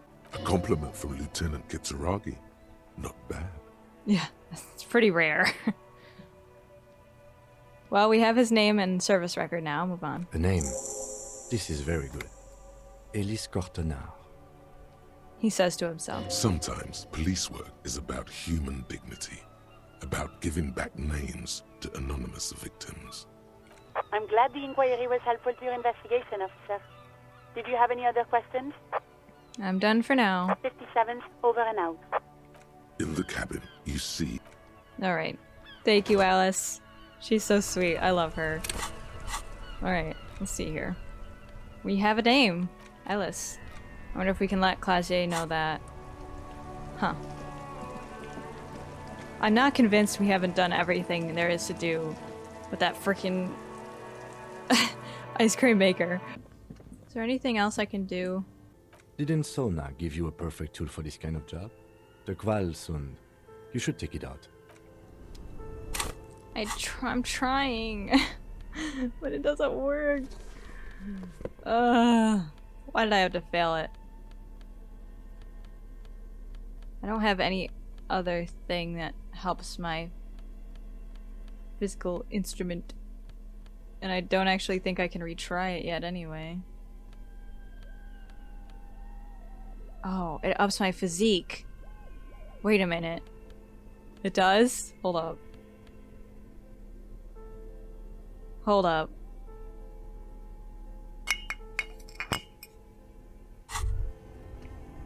Well, hello. Someone seems to have found himself a bottle of alcohol. Here's where the magic happens. Look at the bottle. What a solid can of mass-produced piss water. Well over 10% alcohol in this so-called beer. Pop it open before it gets too warm. Wow, the gods of mass production have made this alcohol container laughably easy to open. I don't like this. A child could have done it. I don't like this. I don't know about this. Open the bottle. There's a satisfying pop as the cap comes off, and the hair on your back rises like an army at attention. I don't like this. You've been here before. Welcome back, detective. You're home now. It helps my physique. What will be the repercussions if I take a sip? Nothing. Some mental stuff. Nothing to be worried about. Physically, you'll be strong as an ox. Take a sip. The golden sun melts down your throat. Its rays filling your nostrils with sunshine. Your stomach melts from it into a happy, gooey mess. So does your mind. All the bad things are melting. You're Shut you up. again. A real cop. A real detective. Incredibly well done. From the void we came, and to the void we must return. Alright. There we go. I did it for the sake of the case. Okay? I did it for the sake of the case. This machine is dead still. It has a hand-cranked ice cream churner and ice groans Thank and howls you. under the strain of your giant Kvalsund multi-tool until the lid cracks open. Darkness lies inside, but you can faintly make out an object, intricate and foreign, left there for a sub-zero beauty sleep, a filament memory with the words "off-site copy" written on its side. Disappointment washes over you as you stare into the almost empty ice cream maker. What? No ice cream? A scoop of ice cream would have been nice, yes. The lieutenant agrees. Someone's stomach grumbles. The room feels very cold. You gently lift the cube from its frosty bedding, careful not to damage it. We should take it back to Miss Lukanen Kilda as soon as possible. I'm not sure how well unused filaments tolerate room temperatures. Yes, but aren't you curious to know what's on the precious filament? There's a radio computer upstairs. Close the lid. That's a good point. I didn't even think of that. This cube-like crisscrosses a filament that feels oddly fragile in your hands. Its intricate structure is still cold to the touch. Silver tape on the side reads "Offsite copy." This filament contains information that can be used in a radio computer. Should I look at it? She's gonna be pissed. Should I?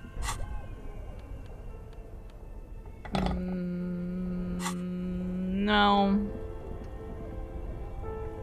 But should I? She'd be pissed. Okay, fine. Let's do it. Hold on. I'm gonna save it in case this makes it so that I can't start up the club. 'Cause then, no. I'll have to reload. 'Cause I'm making that club if it kills me. I drank alcohol for this mission, alright? This is me going all out. Oh yeah, my flashlight. Oopsie. Let's see what's in there. Is it the same password? Tiles on the cube. Insert Like a it. smooth draw, the filament slides into place. On the keyboard, the play key starts blinking. Press play again. The speaker comes to life. Static seeps through the machine's planar magnetic driver. An old lady greets you. Her voice sounds 100 years old. Good evening. Fortress accident en rue de Saint-Ghislaine. This is East Insulindian Repeat Station 1. Please repeat. Is this the offside copy? I might have a password. Good. Please repeat the password. Afterlife, death. No, that's not it. What? The answer is short and sharp. What does she mean? That's not it. What's the password then? Maybe it's the second part of the leitmotif you saw on the stained glass window. Huh. After death, life again. Good. I've unlocked the offside copy. After ending the call, please press print to access the filament. Ka-ching.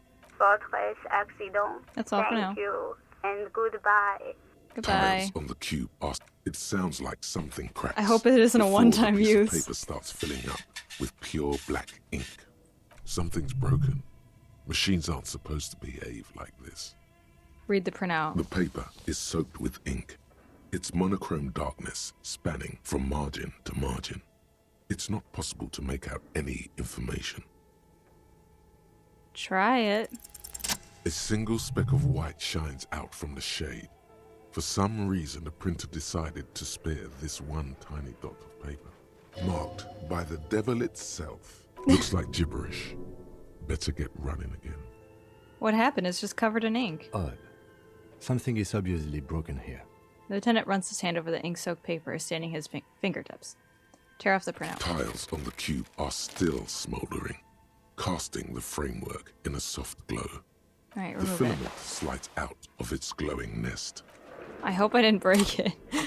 Alright. Items. Okay. I guess I don't have the... what it printed out. Alright, well, interesting. Didn't really tell me much, but okay. I'm so hyped. We're gonna get a nightclub. I just want to party with my boy Kim, you know? Oh, actually, you know what I should do is, get another thought cabinet slot. What I'm gonna do is... date of birth generator. Wow, that takes a long time. Let's do it. Where was I born? I want to know more about Harry. Alright, Soona. Here I come. I got your thing. Oh, geez, my head. Okay. Alright, we got it. Time to let us start a nightclub, please. Yep. Okay. Yes? I brought you the filament. Give her the offsite copy. Thanks. Looks like it's the one. She takes the filament, inspecting the metallic tape on its side. What's gonna happen now? Now I'm going to print it out to see what's left of it. Uh-oh. Should I tell her? I already did it. She has already inserted the filament into the radio computer's core, ready to close the door. Don't waste your time printing it out. There's nothing but a speck of white in a sea of ink. It's broken. Oh, wait a minute. Could that be, like... Well, that wouldn't really help her, but could that represent the millimeter hole that's supposed to be in the earth? Surrounded by a sea of ink? So maybe it is what she's looking for. What are you even hoping to find? I have a theory. Lintel was able to divine the location of the anomaly from this broken copy. I want to repeat their calculation, only this time with better equipment. She says as the filament clicks into place. Watch. What an intricate display of failure. She says and presses print on the machine's keyboard. The paper starts filling out with ink, soaking it in a gleaming blackness. Not a single line of data stands out. Play it cool. Now what? Step back. Please just stop. Stop playing with this thing. Something's very wrong with that filament memory. Soona doesn't reply, her hands running over the printout. She's looking for something. For her morning star. Eyes scouring the millimeters.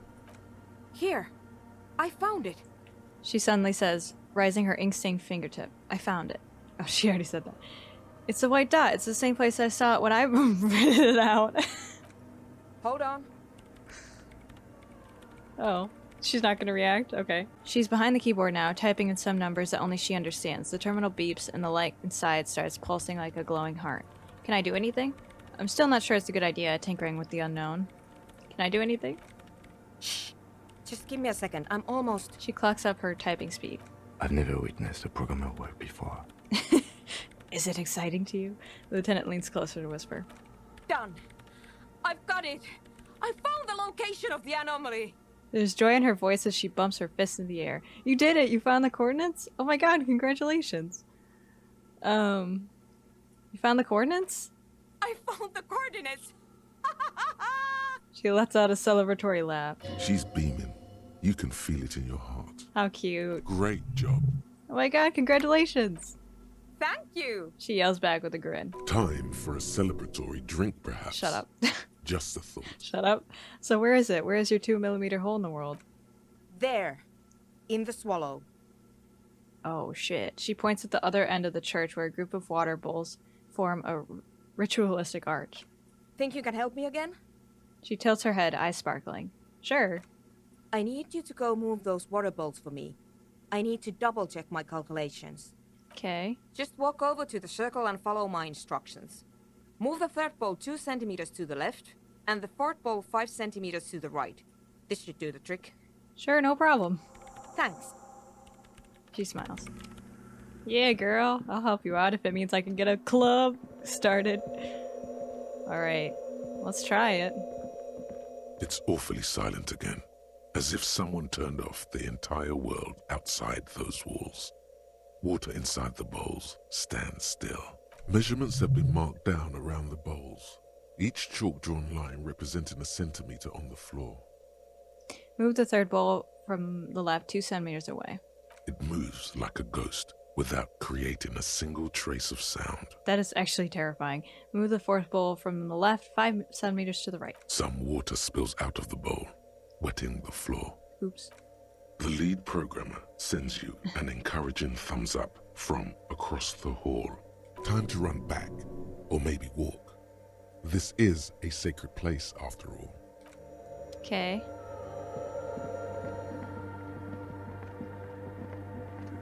Now what? Yes, what is it? Move the water bowls to the right position, just like you asked. What next? Great. Everything should be aligned now. She stops, biting her into her chaplet. Miss Know-It-All is hesitating. What's wrong? Yeah. Nothing. Now the only thing left to do is to unmute the headphones. If we got the location right, we should then be able to hear whatever sound this anomaly makes. Wait, why did you have your headphones on mute in the first place? Honestly, I'm a little scared. She's avoiding your gaze. Isn't it just going to be silence and nothing else? I don't know. That's what I'm scared of. I don't know. It could be anything. I mean, what sound does the nothing make? How can you even listen to something that doesn't exist? She turns to face you, the mainframe throwing shadows on her chin. What if silence is only what surrounds it, but the swallow itself is... She grows silent, her face very pale in the cold light of electricity. What? You're overthinking this. You're right. We should be cautious. We don't know what we're dealing with here. Maybe. Maybe I'm just tired. She rubs her face. It's scary, but we just have to face it. Hey, I don't think I want to do this anymore. It seems too dangerous. It's scary, but we have to face it. Yeah. You're right. Let's do it. She puts her oversized headphones on, ready to press unmute on the keyboard. The lieutenant takes a step back. And then, nothing. Nothing happens as Soona, Loken and Kilda presses unmute on her keyboard. Nothing but silence. You can hear some small animal cross the floor in the chancel. It's that quiet in the sanctuary. Besides the... say nothing. She doesn't talk. Her eyes closed and brows knitted together in a state of deep focus. One hand cupping the headphone. Well? Damn it. She lets out a loud sigh before tearing off her headphones. She's still voicing her gaze. Come on, did you hear anything? Well, at least the world seemed to be still, alright? Yeah. Nothing happened. Let's move on. She says, disappointed. Despite her fear, she was hoping for something extraordinary to take place. What do you mean nothing happened? Did you find the swallow? No. She rests her face on her hands, massaging the forehead. No. My hypothesis was wrong. According to this, I should have heard something, if I got the coordinates right. Like I said, silence is only what surrounds it. But this is just another failure. Silence sounds like silence. That's all it is. She raises her head, staring at the machine that littered the church, cables coiling on the floor like pests. You can try on the headphones. See if you can hear anything. But don't get your hopes up. Silence is silence? You're sure there's more to it? I guess we'll try it. This can't be it. You should have a listen. Perception. Okay, we're in peace now. Whoa. Is there anything I can wear? When in doubt, put on a nice pair of boots. And up your perception. Okay. Yes, what is it? Let's try it. Everything Yay! disappears. You are draped in silence like a drowning man staring into his puny little headspace. And then the pressure changes. What does it mean? It feels like flying on an aerostatic, or when your ears pop, or like a subtle difference in the atmosphere, a weather change hanging in the air. What if the sound you're looking for is too low for you to hear it? Good point. Soona, take off the headphones. What if we just need a better sound system? A better sound system? Alright, but where would we get one? Suddenly, a rhythmic beat permeates the walls, causing a small patch of decorative stucco to crumble onto the wooden floor. I think I know. They should really allocate some renovation funds to this place. Murmurs the lieutenant, inspecting the damage done to the arabesques. Like the mural? No. What they really should do is shut down the disco men for disturbing neighborhood peace. Yes, but they could help with the speakers. You mean the speed freaks? She closes her eyes as more of the dance music invades the holy silence of the sanctuary. Of course. The speed freaks. They have a fantastic sound system. And you think they would help me? They would if you wouldn't mind them moving in with you. I guess I could live through a week or two of peaceful coexistence. Brilliant negotiating there, detective. As always. Don't mention it. Great, I'll go talk with them. Sure. Let me know how it goes. Thanks, officer. She lingers for a moment before heading. Alright. One step closer, baby. Wait, what's this? Did I ever look at that? The prayer book has been left open.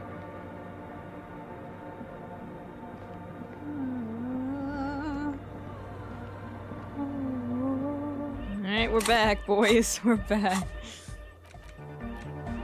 Okay. Y'all can move in. Hi again. So, how are things going? He looks excited. The tips of his hair are sharp and white. The bleach has consumed almost all the toothbrush and the mirror in front of him. Yes? What's the deal? Good news. I managed to convince Soona. She's okay with you guys moving in, but on one condition. She needs your speakers for her project. We are grateful, Copman. You're an augury of a new era of the Nordic dance music. The speed freak smiles, happier than he's ever been before. You're going to have to share a space for a couple weeks until she gets her research finished. That's fine. We can manage. He grins, excited.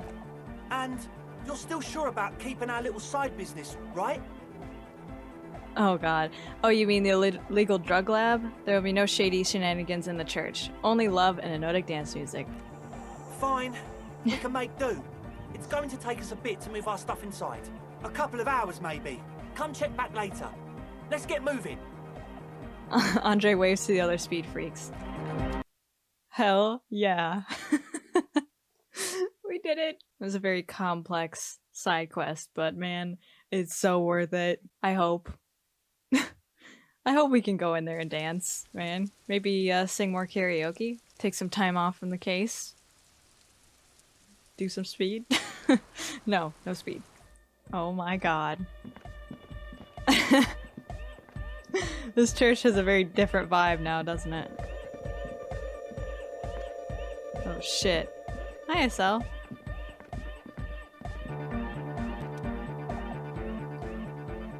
She's whistling a melody, her trusty contact mic attached to a wooden pulpit.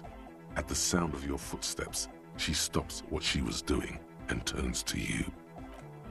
Hey there. I've been recording some new audio from all these beams and rafters. The sounds travelling through the wood are pretty cool. Creaks and stuff. Like you're underwater, you know? But like, underwater inside a tree. She gives you a shy smile. But that's not really what I wanted to talk about. I wanted to thank you instead. What for? Makes sense. I've likely deserved some praise and adoration. What for? For getting me and my friends in here. And we even found some new associates, such as they are. Really? How's everyone doing? Good, I think. Lloyd is getting a read on the place. I think he finds the carpentry very impressive. Andre's been setting up the compressor and dancing. Egghead's been keeping the party up. He's got the stage under control. Soona, the programmer, she's doing whatever she does. Behind that radio computer of hers.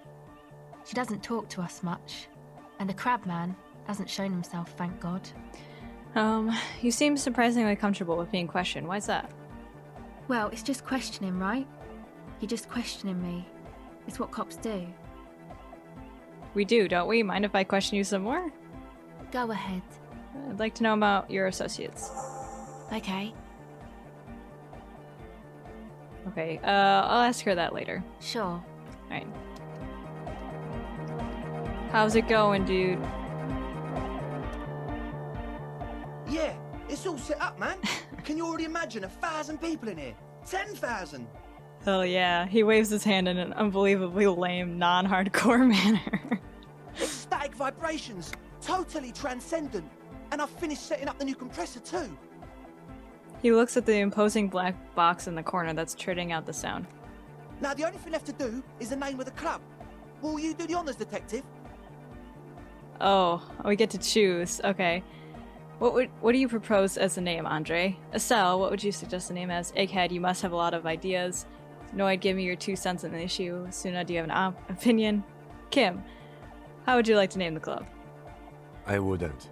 I wouldn't build a club, and I wouldn't name it either. Come on, man. An underground place with no name? Sounds like something the crabman would say.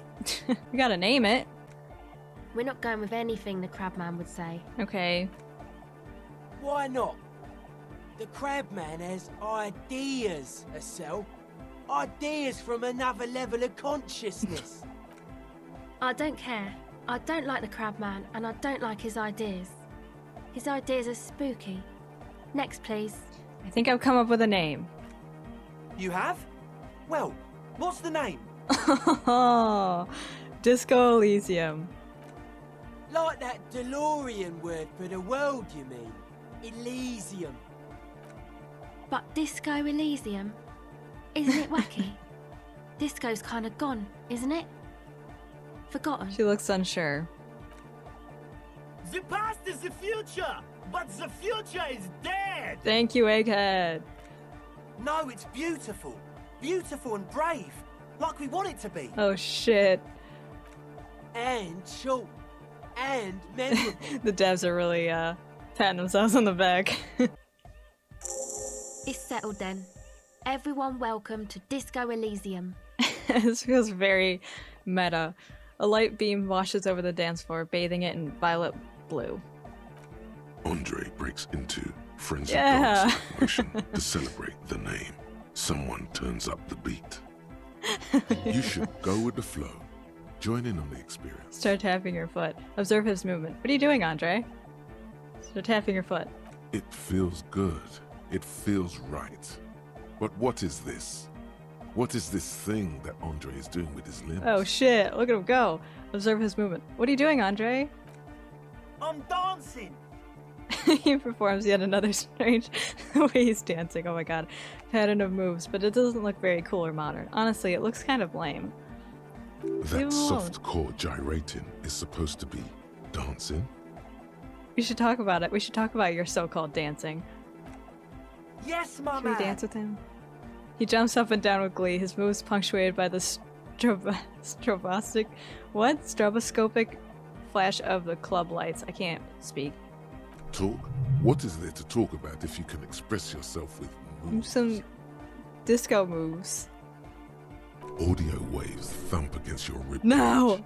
The speaker setup makes everything sound much better. But there's a noticeable lack of something. Dance fever is incoming. Oh man, hold up.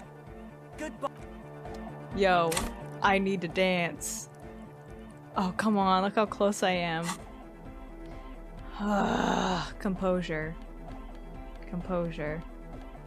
Composure. Ah, man.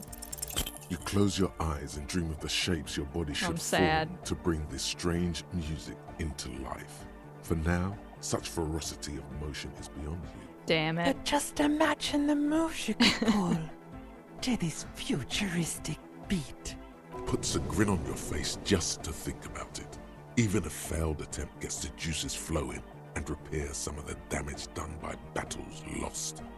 If you up the dose and truly dance, who knows what will happen? Salvation. I've been meaning to ask you, what's with the hair? It's to express my individuality. Great. Is that a bald spot? It's hard to tell for sure with the fused together spikes. Aw. But it looks like he's balding. Don't bring it up. Maybe he's balding because he used so much bleach on his hair. Or is it because you're balding? Is it important for you to be an individual? Of course it is. Otherwise, I'd just be another poor guy with no education and no money. General issue, man. Now I'm all that, and I have radical spikes. Fair enough. Maybe it was a bad idea. Anyway. He looks at the molten toothbrush. Goodbye, officer. Bye, Andre. Hi, girl. Yes, what is it? She doesn't look up from the keyboard. How's the project going? I see that your neighbors have moved in, but all I hear is Nordic dance music. What? She leans closer. What did you say? She leans closer, eyes knitted together in a puzzled expression. You can barely hear her over the thumping bass of Nordic dance music. I said, how's the project going? I can't hear you! Girl. The music is too loud! We were talking to Andre just fine. She shouts, pointing at the enormous speaker that's churning out the sound. The project, how's it going? Oh, the project! It's not going well! Her face lights up for a second before she gives you an exaggerated head shake. Why? There's that guy! I need him to plug a 3.5 cable into the auxiliary input so that I can route the audio signal through the mixer into the speakers. Why don't you just ask him? He doesn't listen to me! He only ever seems to care about hardcore and yekukata. A place to be, apparently. I'll speak to him, see what I can do. Thanks. Maybe you can get through his magic rhymes. She does jazz hands to mock him. Let me know how it goes. Okay. Sup? A young man with peroxide blonde hair stands behind a mixer deck, nodding along to the music. He looks at you with a knowing smile and says, as though you're supposed to be sharing some tremendous evangelical secret. Hardcore! Is it? It's hardcore! You're just gonna keep saying it's hardcore, aren't you? I don't know what to say to that. Skibba-dee, skibba-danger. I am the rearranger. Okay. Your cop training did not prepare you for this. What to do? Could there be I don't know. a right way out of this garden of forking paths, you think? Probably not, but I still need her to... I still need to help her, you know? Alright, well... Oh, hey, man. It's good to see you. What's the deal with Egghead? I want to talk to him. He's a quiet man, mostly communicates through music, and by being a master of ceremonies. What's a master of ceremonies? How do you communicate with him? Well, he's just kind of here. I don't really know how to communicate with him. Have you ever really talked to him? Yeah, sometimes. When I, stumble and find my way into his center, you have to hear a lot of hardcore to the mega first, though. The man smiles mysteriously, choosing to let the beat speak for itself. I get it. He's a puzzle. Okay. Goodbye, officer. Does that help me out? The young man behind the mixer deck acknowledges your return. When he looks at you, he squints as though you were the setting sun. This is hardcore. Say nothing. Hardcore! Still say nothing. Hardcore to the mega. All right. Here comes the night. That doesn't help me. Dude. Please? Okay. Hardcore! Say nothing. Hardcore! But is it? I mean, really? Yeah! This young man adds a capital G before the H in his yegs and args. This produces a guttural Gotvaldian accent and makes him sound more animal, more in it. Or maybe it's not Gotvaldian. Maybe it's Oranese. Probably an homage to Oranje, where Arno van Eyck is from, judging by his name. Could you be listening to an Arno van Eyck creation right now? Yay! The Y to the E to the A to the A to the A to the A to the A to the G to the H to the exclamation mark. Yeah! He missed one A. You missed an A there. I yelled mine with 6 A's, so you have to yell with 6 too. I'm the hard rhymer, the track attacker, the mic enforcer, the fifth checker. I am the law. Oh my god. Let's try it again. Anything? Is it really? This young, okay. Or maybe This famous Van Eyck I'm hearing? You know about him? He moves his mouth, but the sound doesn't come out. His eyes are the size of saucers. Looks like you've rendered him speechless. You know Van Eyck? No, it was just a turn of phrase. Yeah, I'm a major egghead. Wow. The skinny I don't wraith know. looks at you with some disbelief. Yeah. So am That's I. me. So am I. He begins to shake his head so everyone would understand. Oh, is that why they call you Egghead? Because... Andre almost falls over backward from the realization. Egghead to the mega. The K became the G. The boy became the man. Oh. The advent? Oh god damn it, it still doesn't do anything. I can't talk to him, I don't know what to do. Yes, what is it? Okay, hey Noid, can you help? You got us in, cop. I can't believe you got us in. He looks around the hall, examining the carpentry. With wonder in his sharp eyes. Between you and me, I don't know if you've noticed this about me. I'm a little suspicious of authority. But you really came through for the hardcore underground. You're welcome, dude. Yes, you really came through for the hardcore underground. Sorry. How come? He spreads his arms, looking around at the speed freaks setting up shop.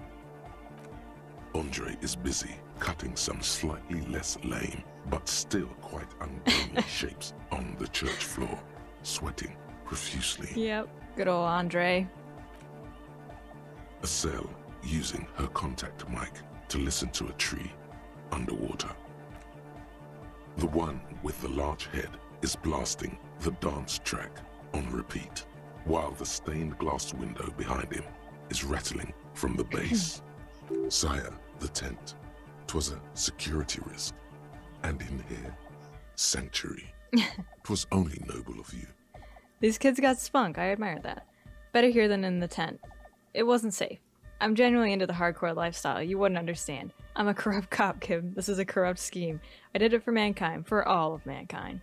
Better here than in the tent. Okay. Lieutenant keeps it laconic? What he means is, you're right, actually. The tent was a safety hazard, and this place was deserted See, anyway. it's really not so bad. What do you think about the church? It's a miracle of carpentry. Their bodies carved into total shapes. Now it can be something more. He rubs his hands together. Okay, let's talk about something else. Sure. Alright. I need to up my composure. There we go. Now we dance.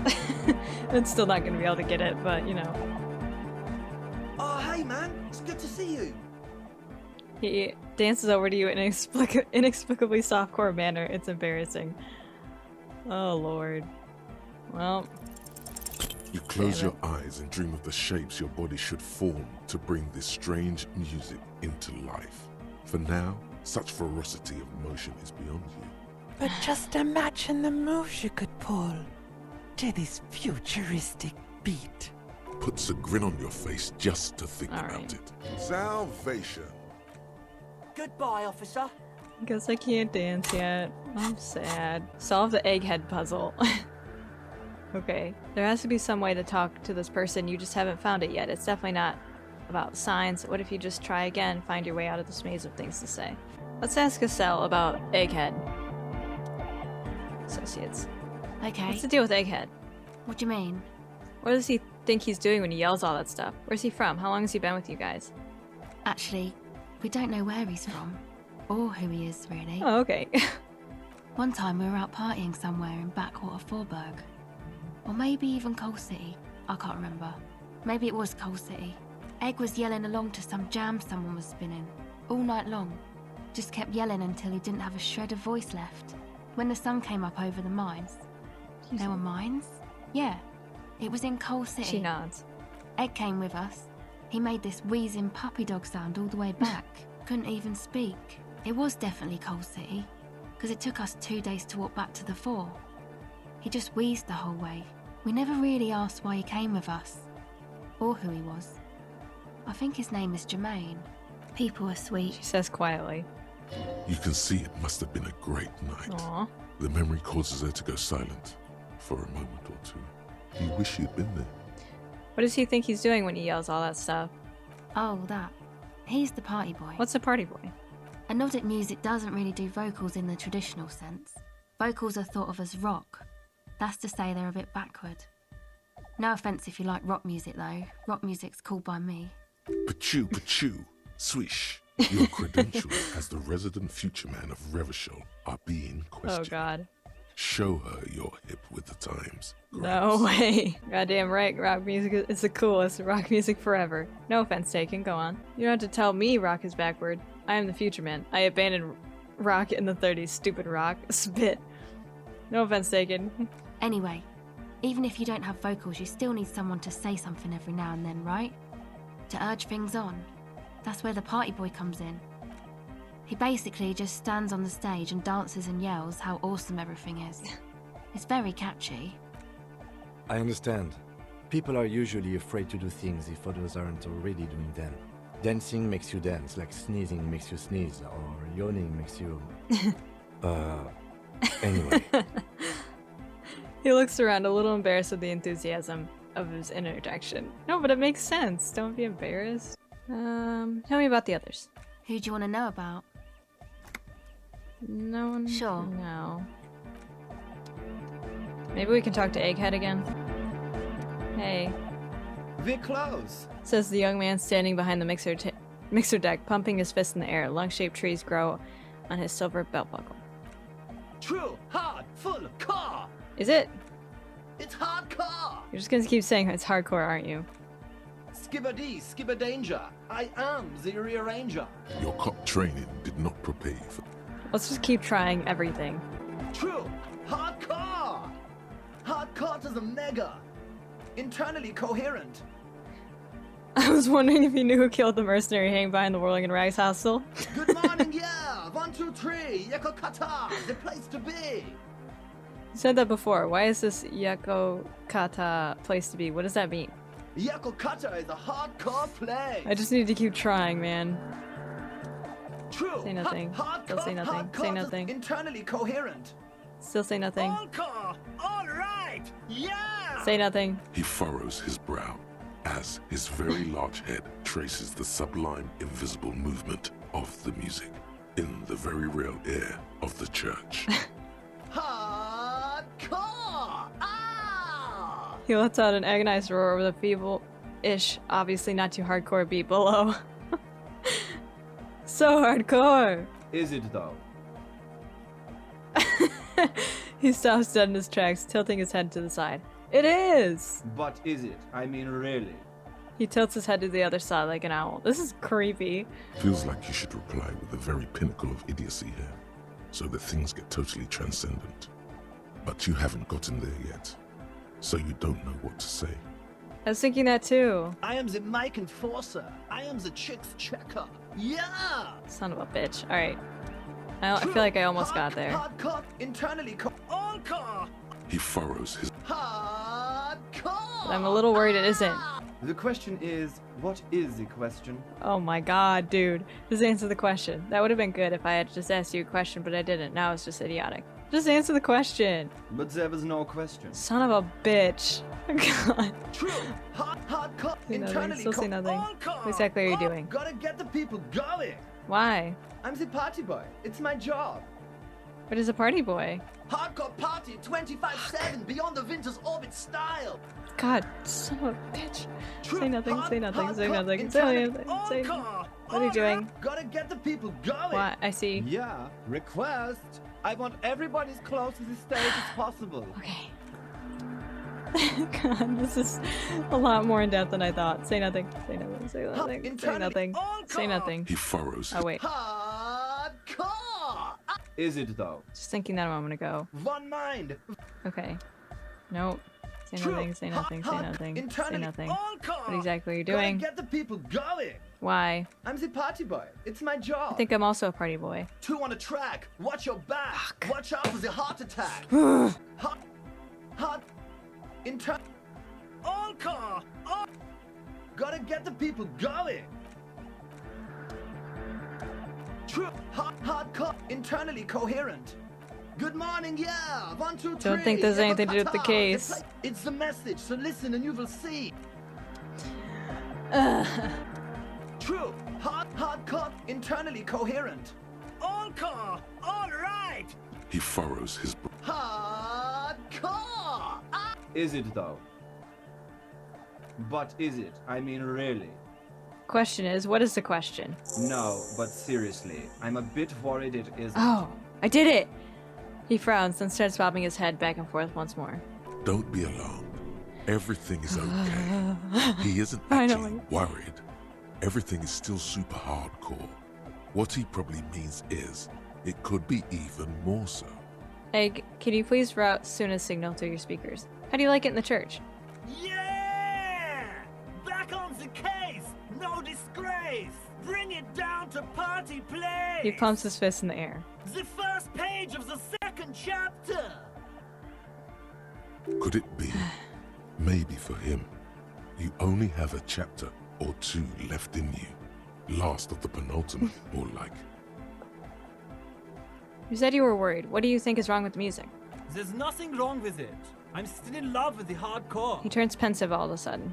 Sometimes I just feel like anodic music is in its infancy, you know? For example, take this Arno van Eyck jam I've been pumping for the last month, and will continue pumping for the rest of 51. Isn't something holding it back from being hyper? He thinks for a moment, then his expression clears. It's like it's only ultra. I think it's super hardcore, but you're right. It's not hyper hardcore. If anything, it sounds a bit proto. Like it's not fully formed yet. You might be a moribund alcoholic and a failed cop, but you are pretty certain a thing cannot be both proto and hardcore. It's proto. It's not hardcore at all. Wow! Culture cop! For a moment, you almost think he's going to put his hand down. But that would be ludicrous. I think you might be right. But how could it Oh, become God. hardcore then? I know it in my heart, but cannot sink it in my head. If this is not hardcore, how could anything be? Sounds suspiciously like a question. I thought the question was, what is the question? Try to think if anything could make it harder core? What? Guys, there's something happening in his head. He looks at you with customary amazement. Kim must be wanting to kill himself. As your mind works, the beat recedes from your ears. You hear your own blood pulsing through your head. Thank you. Nourishing your thoughts with oxygen. The rhythm is familiar. Think even harder. Feel the movement of blood through your head. The abstract shapes swelling in the foreground have done so in vain. This is a core matter. The answer in the double kick that moves the milliliters through your mind. The dark thud is the source of all rhythm. the inspiration behind mathematics. The hardcore. Think even harder. Oh yeah! He's doing it! But you're not. This is almost certainly a matter that surpasses the limits of reason. My imagination fails me. I know! So does mine! He shakes his head. But there's something else that hasn't failed you. Sounds suspiciously like a question. No! This is the answer! Wait, I just remembered something. I'm the police. Uh-huh. The young man is bursting with anticipation. Nothing. Me being the police isn't going to help us. Actually, it's more likely to hinder us. And I have a job to do instead of this absurd idiocy. Goodbye. It isn't gonna help us. Oh. Can't help you with this right now. Yeah. Oh my god.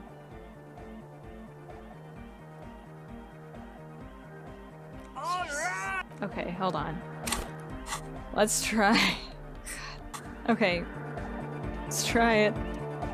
Vibrations, he stands on stage behind a table. Okay. The other real deck is empty. Let's try it. Tables run hither and no. What? That would be silly. Your body isn't for thinking. It's for robust, wholesome things.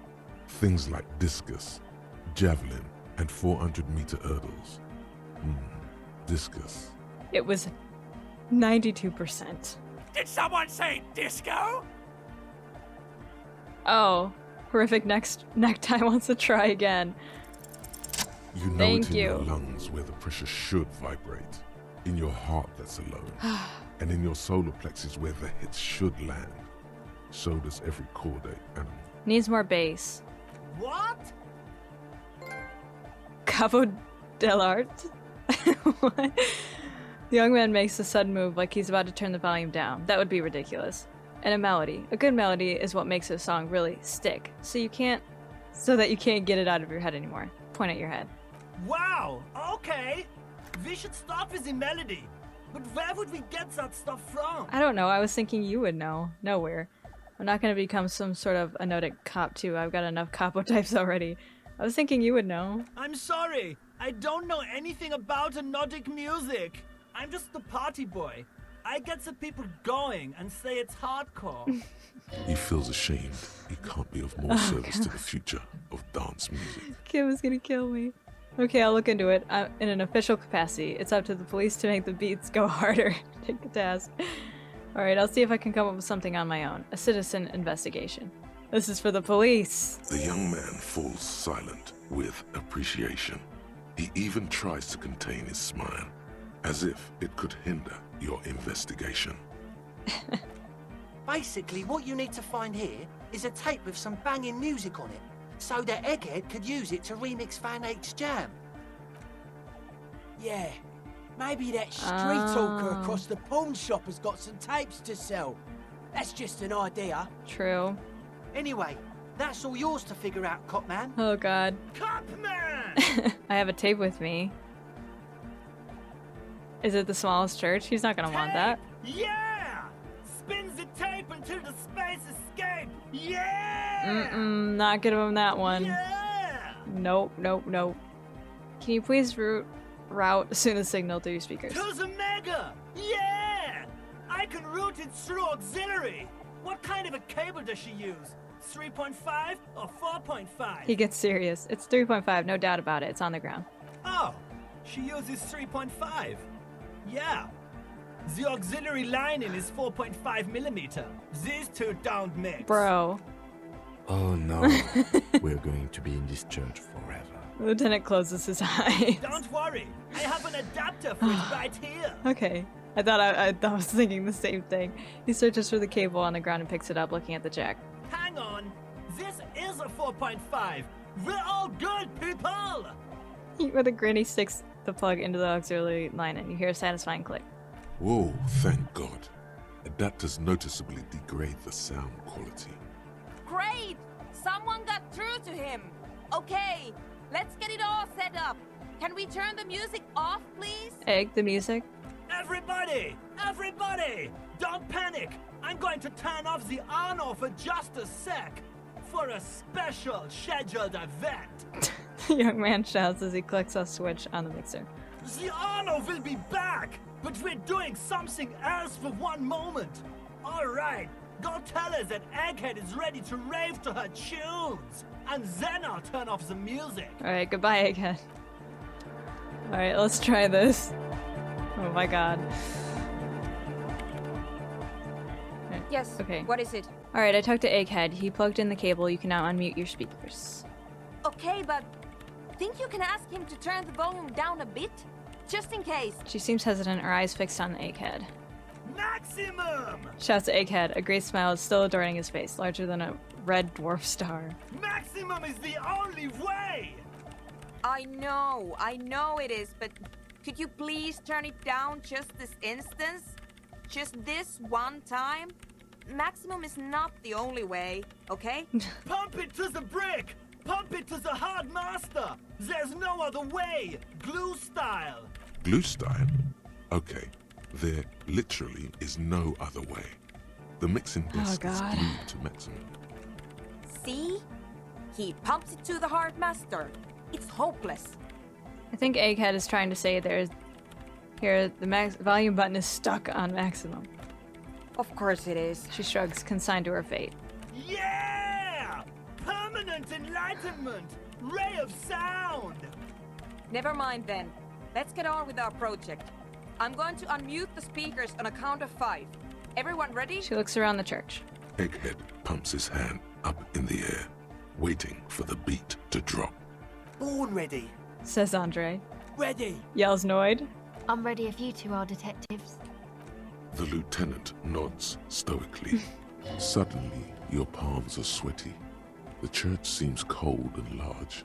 Somehow. Nope, we're ready. Okay, ready.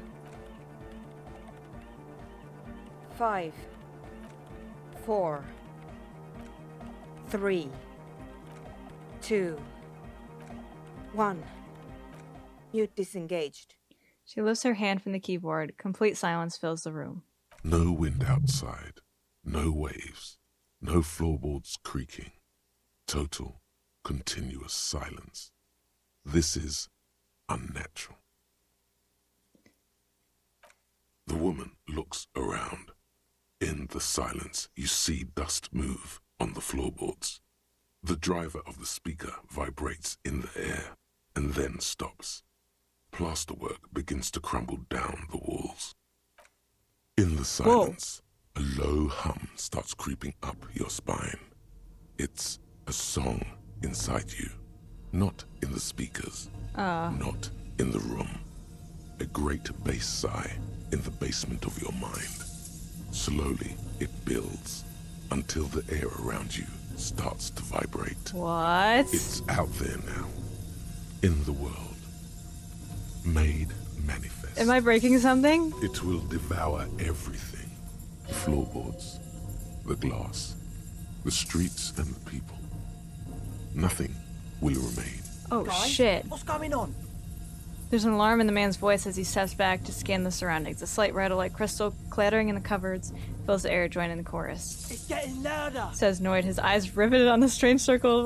What's going on? In the basins, the water looks like it's boiling. Oh, shit. Hosiana! Mother Omega! You hear Egghead yell, then something else, but his voice is growing faint. In his mind, a tidal wave approaching from afar, swallowing entire coastlines on its way. What? Salvation. Am I getting a game over? He's peaking. The worst high he's ever been on. Hey, what's the weird rattling sound? It was in me at first. I've never heard anything this hardcore in my life. What's that weird rattling sound? The beauty and the beat! The future of dance! Planetary! No, Egg! It's the window! The glass shards around Dolores Day's vacant heart appear to be vibrating from the sound. It almost looks as if she's alive. In the corner of your eye, the lieutenant steps aside, cautiously, his eyes searching for a possible evacuation route. Good idea. The window is going to come down! Oh, no, shit! The roof! What? Am I breaking the church? No! She looks up, a screech fills the air, a scream of wood and nails. Pillars of the church twist and creak around you. Cracks appear on the stained glass window. Cracks run up the wooden pillars in the dark. Am I about to kill everyone right now? Down to us! Love! No. Below it, all the bass grows, like the jaws of a giant compressor gnawing on metal and wood. It does not sound benevolent at all. Oh, a shit. great pulse arises in your flesh. That's it. I'm muting it. She reaches for the keyboard. Oh, I wanted to dance with somebody. Start tapping her foot. Yeah, we should stop. Soona, mute it. Everybody, don't panic. It's beautiful. Oh, I want to feel the heat with somebody. Somebody loves me. Doesn't stop. Oh shit. A seal? Have you? The woman's firstly pressing down on her keyboard, but the sound doesn't stop. Yes, I've turned it off. She yells, holding the contact mic in her hand. Andre, pull the compressor. The place is gonna come down. Fuck! I can't shut it up. The signal's passed. It's not in here. It's... In the mixing desk now, building into a positive feedback loop. This is it. A great Shit. roar. The vault of the roof What? twists above you. Glass shatters somewhere near the Please door. don't tell me this whole place. It's coming down. Please don't tell me it's coming down. I worked so hard to get it up. Egghead, it's in the desk. And then it stops. Totally and utterly. As if there never was a sound. Only your ears still ring from the shock. Everybody is staring at Egghead, holding a dangling cable in his hand. A black 3-pin connector. Holy shit, I really thought I just broke everything. Egg. Okay. I pulled the plug. It was getting too hardcore. He says calmly. You did good, Egg. Most of the place seems to be intact. Fucking hell. Programmer lady, tell me you were recording that. Andre breathes a sigh of relief and inspects the window. 4 years. 22 people. Millions of reals. All that time? This is what we were up against.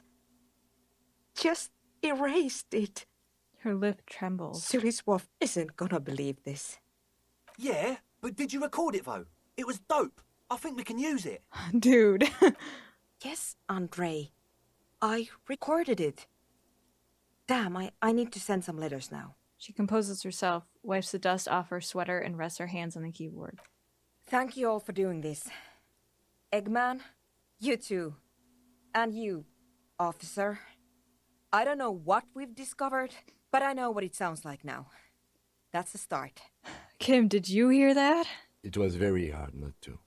I think you're right. There is something going on here. And you need to be very careful with it. Turns to the woman. I promise, officer. We will not play it again. What was that? I've never heard anything like that. It was mathematical information from the anomaly, presented as a waveform. That's what it was technically. Theoretically... She shakes her head. I have no idea. I've never even heard of anything like this. A voice seems muffled in the silent church. It's your ears adjusting after the exposure. You're going to write Siliswa? Yes, our lead designer. And maybe some of the producers too. And some of the writers. If they're sober enough to open a transmission. They need to hear. That it wasn't her fault. Or theirs. Yeah. They need to hear about this. Don't worry, I won't send the recording. Although I doubt they have the speakers to produce the frequency anyway. What happens now? Are you going to... Stay here. I'm going to stay here with these lunatics. Send letters, maybe meet Suliswolf. Also devise further measurements. She cuts you off. Her deft fingers are already on the keyboard. I want you to know that's totally chill with us. I don't care, but thank you anyway. She blurts then reconsiders. That's the best she can manage for Andre. It's quite a lot in truth. Now, I have a theory to come up with. Some kind of preliminary explanation to all this. Or the letter will sound like I've lost my mind. I didn't mean to cut him off. I'm sorry about that. Yes, and we have to get back to stabilizing Martinez. Instead of demolishing it with loud bass noise of unknown origins. He breathes out, trying to shake off tension. Some tiny hard thing lets go in your stomach. You're still alive. You have an explanation for all this. Somewhere deep in you. You just don't have the pieces yet. You don't know enough about the world. But that Joyce, if you knew all she knows, could put it together. Huh. Alright. Let's not do that for now. I don't think we can dance yet. Oh wow, okay. Hey Andre. I don't think we can. Oh shit. Oh, hey man, it's good to Higher see quality audio. You close your Damn eyes and it! dream of the shapes your body should form to bring this strange music into life. But just Puts it salvation. I'm sad. Alright, you know what? Here we go. This is what we're gonna do. Get my gun back! We're gonna meet the person who is supposed to meet us at the docks, because it's time. I don't think I failed to check this many times, man. I just want to dance, damn it. It's awfully late, isn't it? Alright, who is this mystery old woman, huh? God, I know I should end the episode, but... Oh shit, what the hell? Put your hands where I can see them. What the hell are you? The aging woman under a mountain of police paraphernalia mumbles to herself, then notices you and reaches for her megaphone. Show me your hands. This is the pace. Show me your hands. Right now! Show me your hands! Right now! Jeez, okay, what? My camera's dying, shit. Holy shit, what? Scavenged, battery-powered police lights protrude from her back. My The gun. flickering light show reveals a gun in her shaking hand. Her hand is trembling from some sort of neurodegenerative disease. Jeez. Madame, please drop the firearm immediately. Oh god, he's gonna kill her. What the heck? Wait, what should we do, Kim? Raise your hands. Easy, ma'am, take it easy. Show me your hands right now. Raise your hands. The man appears to be pulling out an object from his pocket. Fear the threat! Fear the threat! Her eyes fill with terror. Superseding event. Split-second decision. Get on the ground! Get on the goddamn ground! I wasn't taking anything out of my pocket. Get on the ground! I want you on the pavement right now! This is the pit! Jesus. Subject yourself to a full body cavity search. Prohibited materials concealed in nostrils, ears, mouth, navel, urethra, foreskin, vagina, and rectum. She is not okay. In her mind, the cavity search is happening, as long as she's saying it. It appears the things she says are very real to her. Holy shit. Be careful, detective. Don't do anything that might set her off. The situation looks bad. Nope, nope. Calm yourself. Steady your breathing. We can solve this peacefully. Please lower the weapon. Officer in need of assistance! Suspect alert! Get on the ground! Her eyes dart between you and Kim. Ma'am, please. We want to help you, but you need to lower that weapon. Lieutenant is trying to maintain eye contact. Lower away, Lieutenant. Let's just talk, alright? Disturbance reported. Authorized deadly force. Sector, take the shot! Big red key! Big red key! Please identify yourself, ma'am. It's a goddamn police shitbag! Out the pavement! You're under arrest! She yells into the megaphone. As she waves her hands, you notice familiar-looking ampoules and packets sticking out of the mountain of police gear on her back. Medicine or drugs? Are you on drugs? Confiscated contraband! Restricted access! 2 kilos missing! Eyewitness report compromised! The megaphone makes her voice almost painfully metallic. I don't know what to do. I don't think she's on drugs. Being off drugs might actually be the problem here. You're not the police. We are the police. Back up! Back up! Back up! Status unconfirmed! Lieutenant W. Freighter Harrier Dubois, 41st Precinct. This is my partner, Lieutenant Kitsuragi from the 57. No! Oh no. No. I thought Mr. Moran. Gareth! Aggravated assault! Man down! Officers in pursuit! The crazed woman mumbles, shaking her head. What's the situation, officer? Lieutenant hesitates, addressing the woman. Law enforcement compromised! Impersonating a police officer! She screams into the megaphone. Red and blue lights illuminate the spit flying everywhere. Does she not believe you two are actually police officers? Wait, what if she's right and I actually am an imposter? We really are cops. Look, my badge. Take out your badge and show it to her. License and registration! License and registration! Come in, dispatch! Sector! Azimuth! She repeatedly bashes the megaphone against her head, then screams into the bloody mouthpiece. It's not a code, just disjointed words. Oh my god. We can't leave. A delirious civilian is pointing a firearm. Your firearm. You need to solve this. But I'm gonna get shot.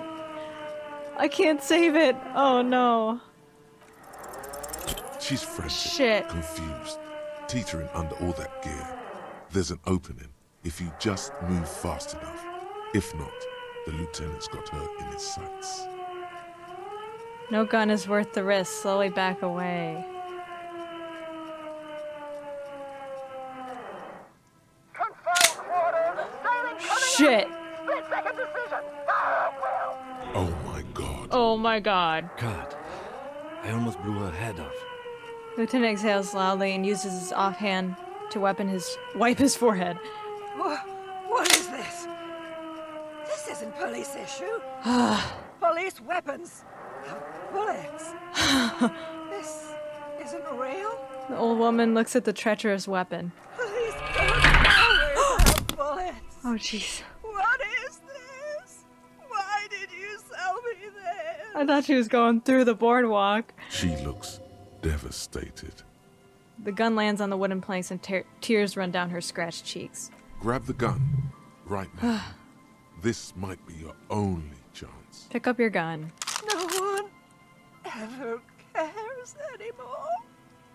Why would they treat me like this? Jesus Christ, girl. Her voice is growing fainter as she rocks back and forth slowly. Poor woman.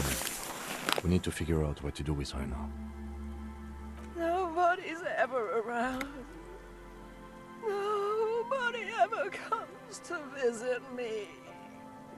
She's obviously in great need of some sort of assistance. The old woman mumbles, staring blank at the boardwalk. I'm very sorry this is how life turned out for you. Gently touch her shoulder. Her scratched skin is warm to the touch, but the person inside doesn't even know you're there. What do you think is happening to her? She's in a stupor. I've seen this before. God knows for how long. Could be days when they get like this. Lieutenant replies, inspecting the catatonic woman standing in the dark. But why was she like this in the first place? Honestly, I don't know. Dementia, probably. Dementia and Channel 8, and loneliness. He lowers his voice. Nod. Neurodegenerative diseases. Yes, this is what happens when you listen to too many cops on the radio. You're probably right. Loneliness. Yeah, looks like a bad case. But the question is what to do with her right now. He gives the woman a compassionate look. Should we just arrest her? I don't think there's any need for that.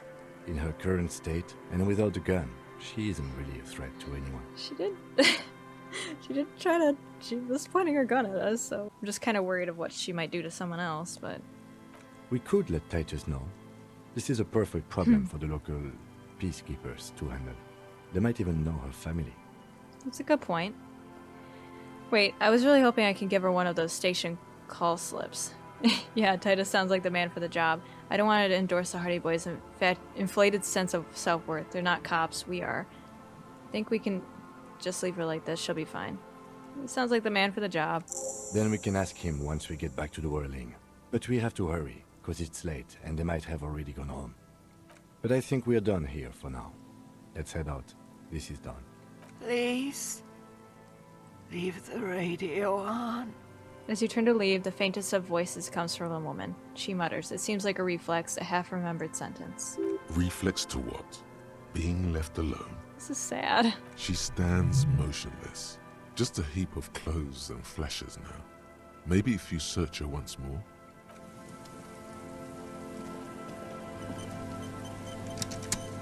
I thought I was gonna die. The woman stands slumped. She looks catatonic under her mountain of RCM paraphernalia.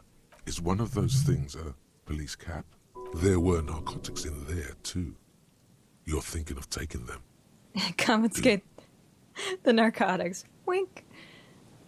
Shake her shoulder. The old woman doesn't react to your touch. Pick up the RCM cap. She doesn't even flinch as you reach out and disentangle the familiar-looking lieutenant's cap from her mountain of RCM paraphernalia. Oh, is that yours? It's hard to say. It's been so long since you wore yours. I think so. Maybe, probably. You know me. Mine? No, it's ours, the RCM. I think so. The lieutenant nods. Alright. Tools. Shit. Okay, no, I'm not gonna hold that. But let's see. Villiers 9mm pepper box pistol. Oh, I can tell the guys back at the station that I found my gun. 3-shot revolving barrel Villiers LaSalle pepper box, typically assigned to officers of the RCM upon reaching the rank of sergeant. Oh wow. The butt of the gun is worn and the engraving on the side reads Sunrise Parabellum. This is your gun, no doubt about it. Oh wow. RCM Lieutenant's cap. The cap is sturdy and comfortable and seems to retain its form very well.